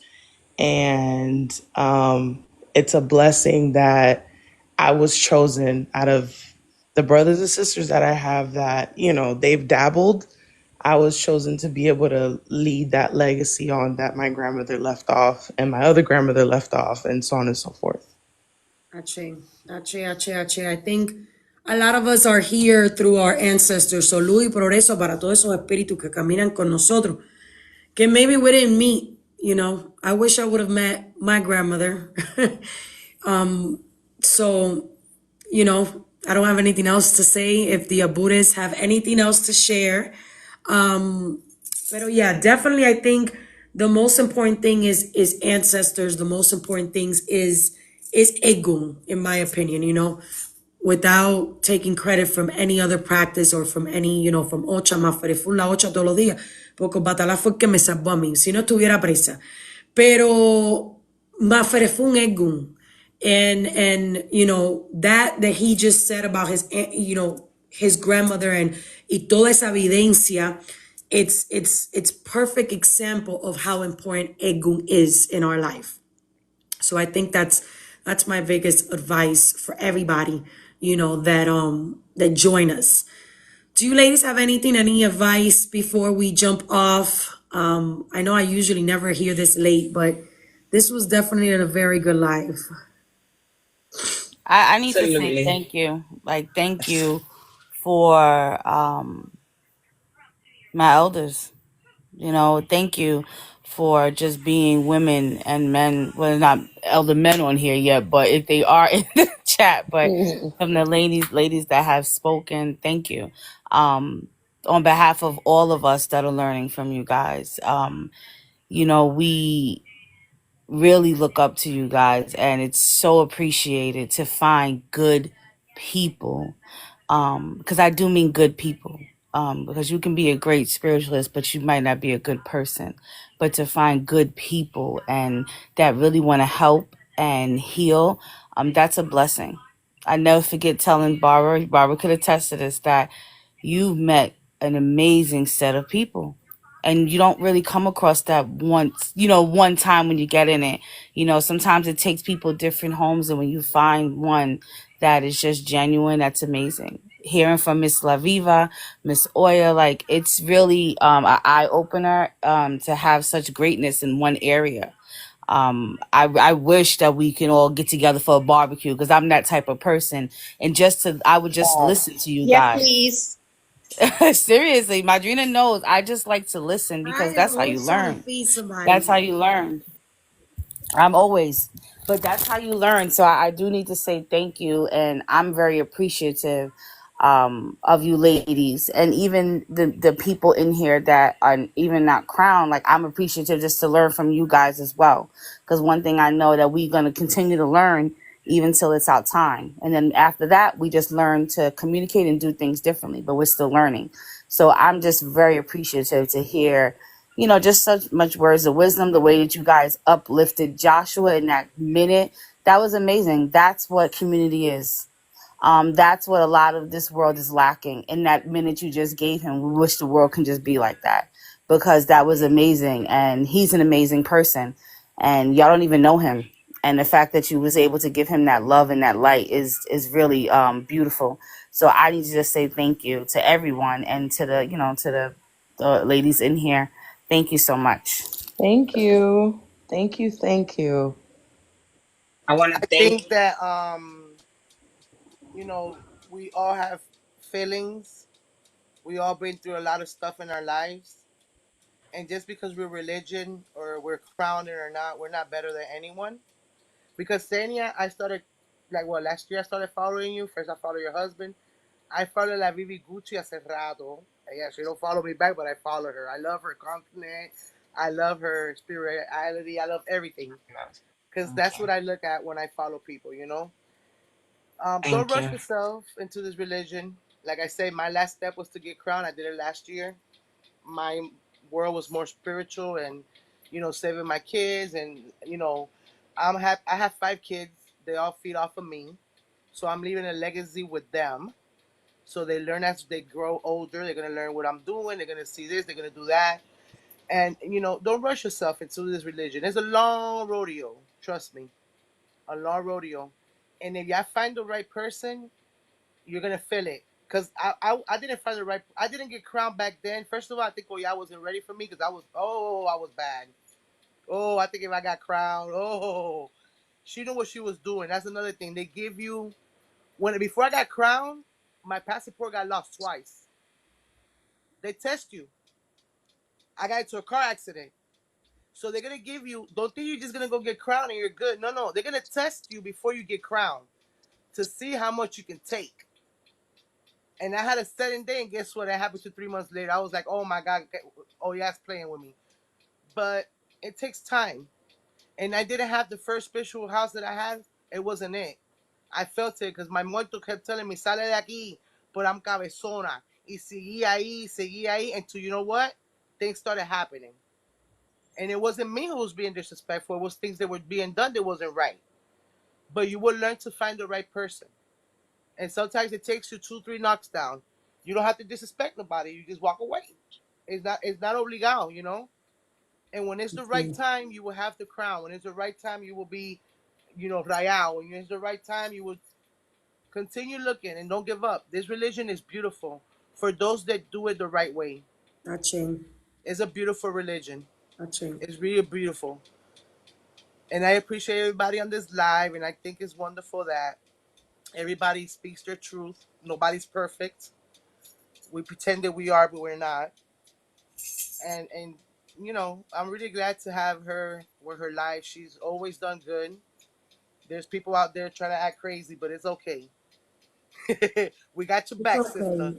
We got your We back, gotta girl. focus on things like this. Yes, they see We gotta positive focus people, on you things know. like this. And I For think this that, young man to feel so open to even come on Aching, here and talk about him that we don't even know him. I Aching, applaud him for that because you know we're not here to judge. We're here to, you know, we could probably we was a little bit of an ear to him. He could Aching. probably feel that left like a counselor, you know, when you go to therapy. This is another kind of therapy, and it's good to have someone who listen to you. That it has to be your parents, it don't have to be somebody about you. It can be somebody outside of your family. And look, Aching. I think that was great from him for sharing. And bendiciones for everybody. I appreciate everybody. And for you, my booty, Dios va a Bendiciones, mi seguir dando reina. muchas cosas lindas, mi amor. Gracias, gracias, mi amor. Que ya te bendiga siempre, and I appreciate. I always try to make my lives así. I grew up like this, and I've always said it. I grew up very. A mí me gusta estar alrededor de gente que respeten. You know, I don't know if it's because I'm a child of Obatalá, pero a mí me gusta mucho el respeto. And, you know, I don't, you know, I could disagree, pero siempre va a haber respeto. And I think that's something that there's still so many of us like that, you know, but so many people focus on the negative santeros, on the negative babalaos, on the negative paleros, right? But there's so many of us who are, you know, still in this Dakokan. You know, there's so many of us that still are respectful, whether you're crowned or not crowned, it That's doesn't it. matter. It doesn't matter, you know. And I always tell people, you can always learn even from an alejo.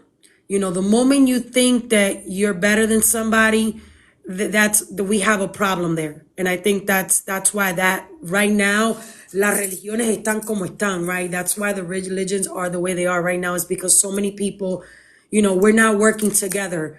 You know, we are working against one another, And then on top of that, we have people against us. So it's like a whole, like we're in war with each other and we're also in war with other people. Y eso antes no existía. Siempre había, tú sabes, su disagrees, tú sabes, porque eso siempre ha existido. Pero it came to a point where there was respect. And I think that's what we're losing. I could disagree.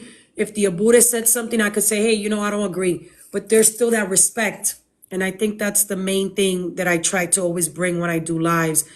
And I respect a lot of aleyos because I always say, el ahijado de hoy es el padrino de mañana.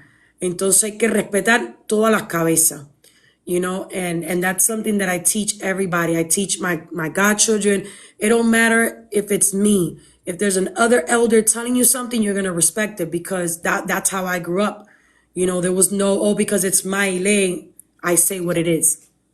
So I think I appreciate everybody who joined us and also gave their opinions, those who did the prayers in the beginning. Thank you guys. I appreciate you guys. Josh, mi rey, que la bendición de Batalá, mi vida, siempre te acompañe. Que la bendición de Yemaya y de Oya, que están aquí presentes, y un hijo de Yalot, de que acabó de entrar. Ay, siempre te Che, den yo tengo un hijo en Legua, me toda encanta, la los bendición. adoro. Yo adoro los hijos en Legua. So, que te Now, den toda la bendición del mundo, mi rey. Tú sabes, los espíritus son todos, en mi opinión. Pero usted es hijo de Leguá, los hijos de Leguá, a la larga o a la corta, siempre salen ganadores. Yo no sé por qué Leguá los hace así, pero siempre. Ustedes tienen su trampa, como dice. yes. I I can't lie about that. I'm definitely un hijo de legua too. I love doing pranks. I love being mischievous. I mean, at my other job that I was working as a housekeeper, I was getting in trouble for doing all lo que no se tenía que hacer, pero o sea, en juego. No, pero que ustedes Y, siempre están arriba de la y caliente. Ustedes siempre están arriba de la caliente. yes, and I think I'm honored to be born on the same day as Obatala's feast day, which is September 24th. Oh, wow.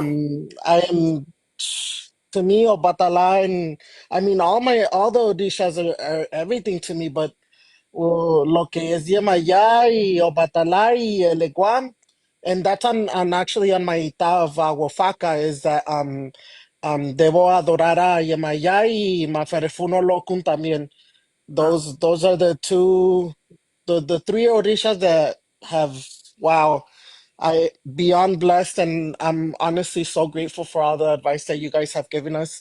Not just to me that you guys did right now in so little time, but to everyone. I mean, it's really really an honor, and Machín. also Maferefuno Chum porque yo le pedí algo y gracias a Dios, whether it's next week or in 2 weeks, I'll be getting married soon.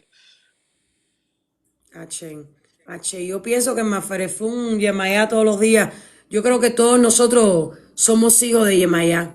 Because nosotros vivimos más en el agua durante los 9 meses que en otro lado. Entonces yo creo que todo el mundo tiene que respetar a Yemayá siempre. Para mí es un oricha. Lo que es Yemayá y Batalá son orichas que hay que respetar. Everybody has to respect it. That's just my opinion. Che, I respect all of them. I love them all.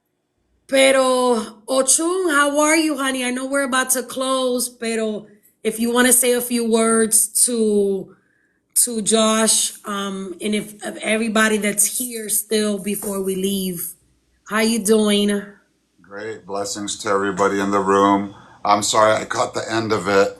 It was sounding interesting, but on the note of ensuring that you're on the right path with the right people, a lot of aleos coming into the religion, I think they're looking for the wrong traits sometimes, not all the time, but sometimes a lot of them do. And looking for godparents, they're looking for knowledge, they're looking for fame, they're looking for known names, or they're looking for padrinos and madrinas that have like 50 godchildren and have crowned 30 people, and and that's fine and dandy if that's where you're, because every head's going to find its home, but I'll tell you, I've been in this religion for a while. I'm not going to throw years out here. That ain't cool. But I've been in this religion for a minute. And I can tell you the best santeros I've ever encountered, people don't even know who the hell they are. The best padrinos and madrinas that I know out there that are ethical with their godchildren and are there for them, in a correct way and the way this regla de ocha is supposed to be, you wouldn't even know who they are. So don't always go by that. Don't always go by that. And that's my piece of advice. And blessings to everybody in the room. Bendición santo to everybody in the room as well. So from Ogden, Utah. Bendición. I agree 1,000%. And I also, my biggest advice, and I tell this not only to my godchildren, but I tell it to people on the lives, is don't go in it expecting perfect. People need to understand that our godparents are not perfect. They are human beings just like us. And they are there to guide us and to make sure that if we're doing something wrong, they need to correct us. And a lot of people, that's the issue that we're having nowadays, is that people don't want to be corrected. People get mad. Oh, but my madrina's not teaching me this, or my padrino's not teaching me this. Well, maybe they're not teaching you because they don't know it. Because we have so many people jumping to be elders or jumping to be godparents, and they don't have the knowledge yet. So unfortunately, they cannot teach you something that they don't know. So I don't really take it against them, or take it as they're bad people. They just, unfortunately, they they chose to get a title that they weren't ready to deal with. So it's important to there's a lot of people having arguments and it's petty things. And I've said it a lot, and I put my example. My elders are very, very strict. Anybody who knows Children of Ochun, ellos son, they're by the book, and they have a unique attitude that I always tell people. Para entender, to understand a child of Ochun, you have to love them. Because they are very misunderstood. So if any little thing that my madrina says to me, I'm going to take it and, oh my God, I feel bothered, or it bothers me and this and that, then imagínate, I would be like, you know what, F my madrina. If I'm going to take that in my padrino, F my padrino. And we're having that issue all the time. And it's very, very important for us to understand that our elders are not there to laugh at when we're doing something wrong. Our elders is not there to entertain when we're doing something wrong. They are literally our second parents. They are there to teach us. So that's my biggest advice is for that. Is for not to get in your feelings when they're trying to put you in your place and teach you right from wrong. That's my, my biggest thing now is that. Pero nada, bendiciones to everybody. Thank you all for joining me. I had a lot of people on here. Thank you to everybody who joined, who did the prayers. Madrina House is saying I'm always in my feelings. Thank you guys. Thank you. I appreciate it. It was a beautiful, beautiful live. Josh, mi vida, gracias for sharing the little bit that you shared, because I know a lot of people needed to hear it. May you guys have an amazing weekend. Be safe. It's getting cold, even in Florida. So be safe. May Obatala bless you guys all. May Yalode bless you all. Lluvia de bendiciones para todo el mundo. Good night and be safe, everybody, okay? Blessings.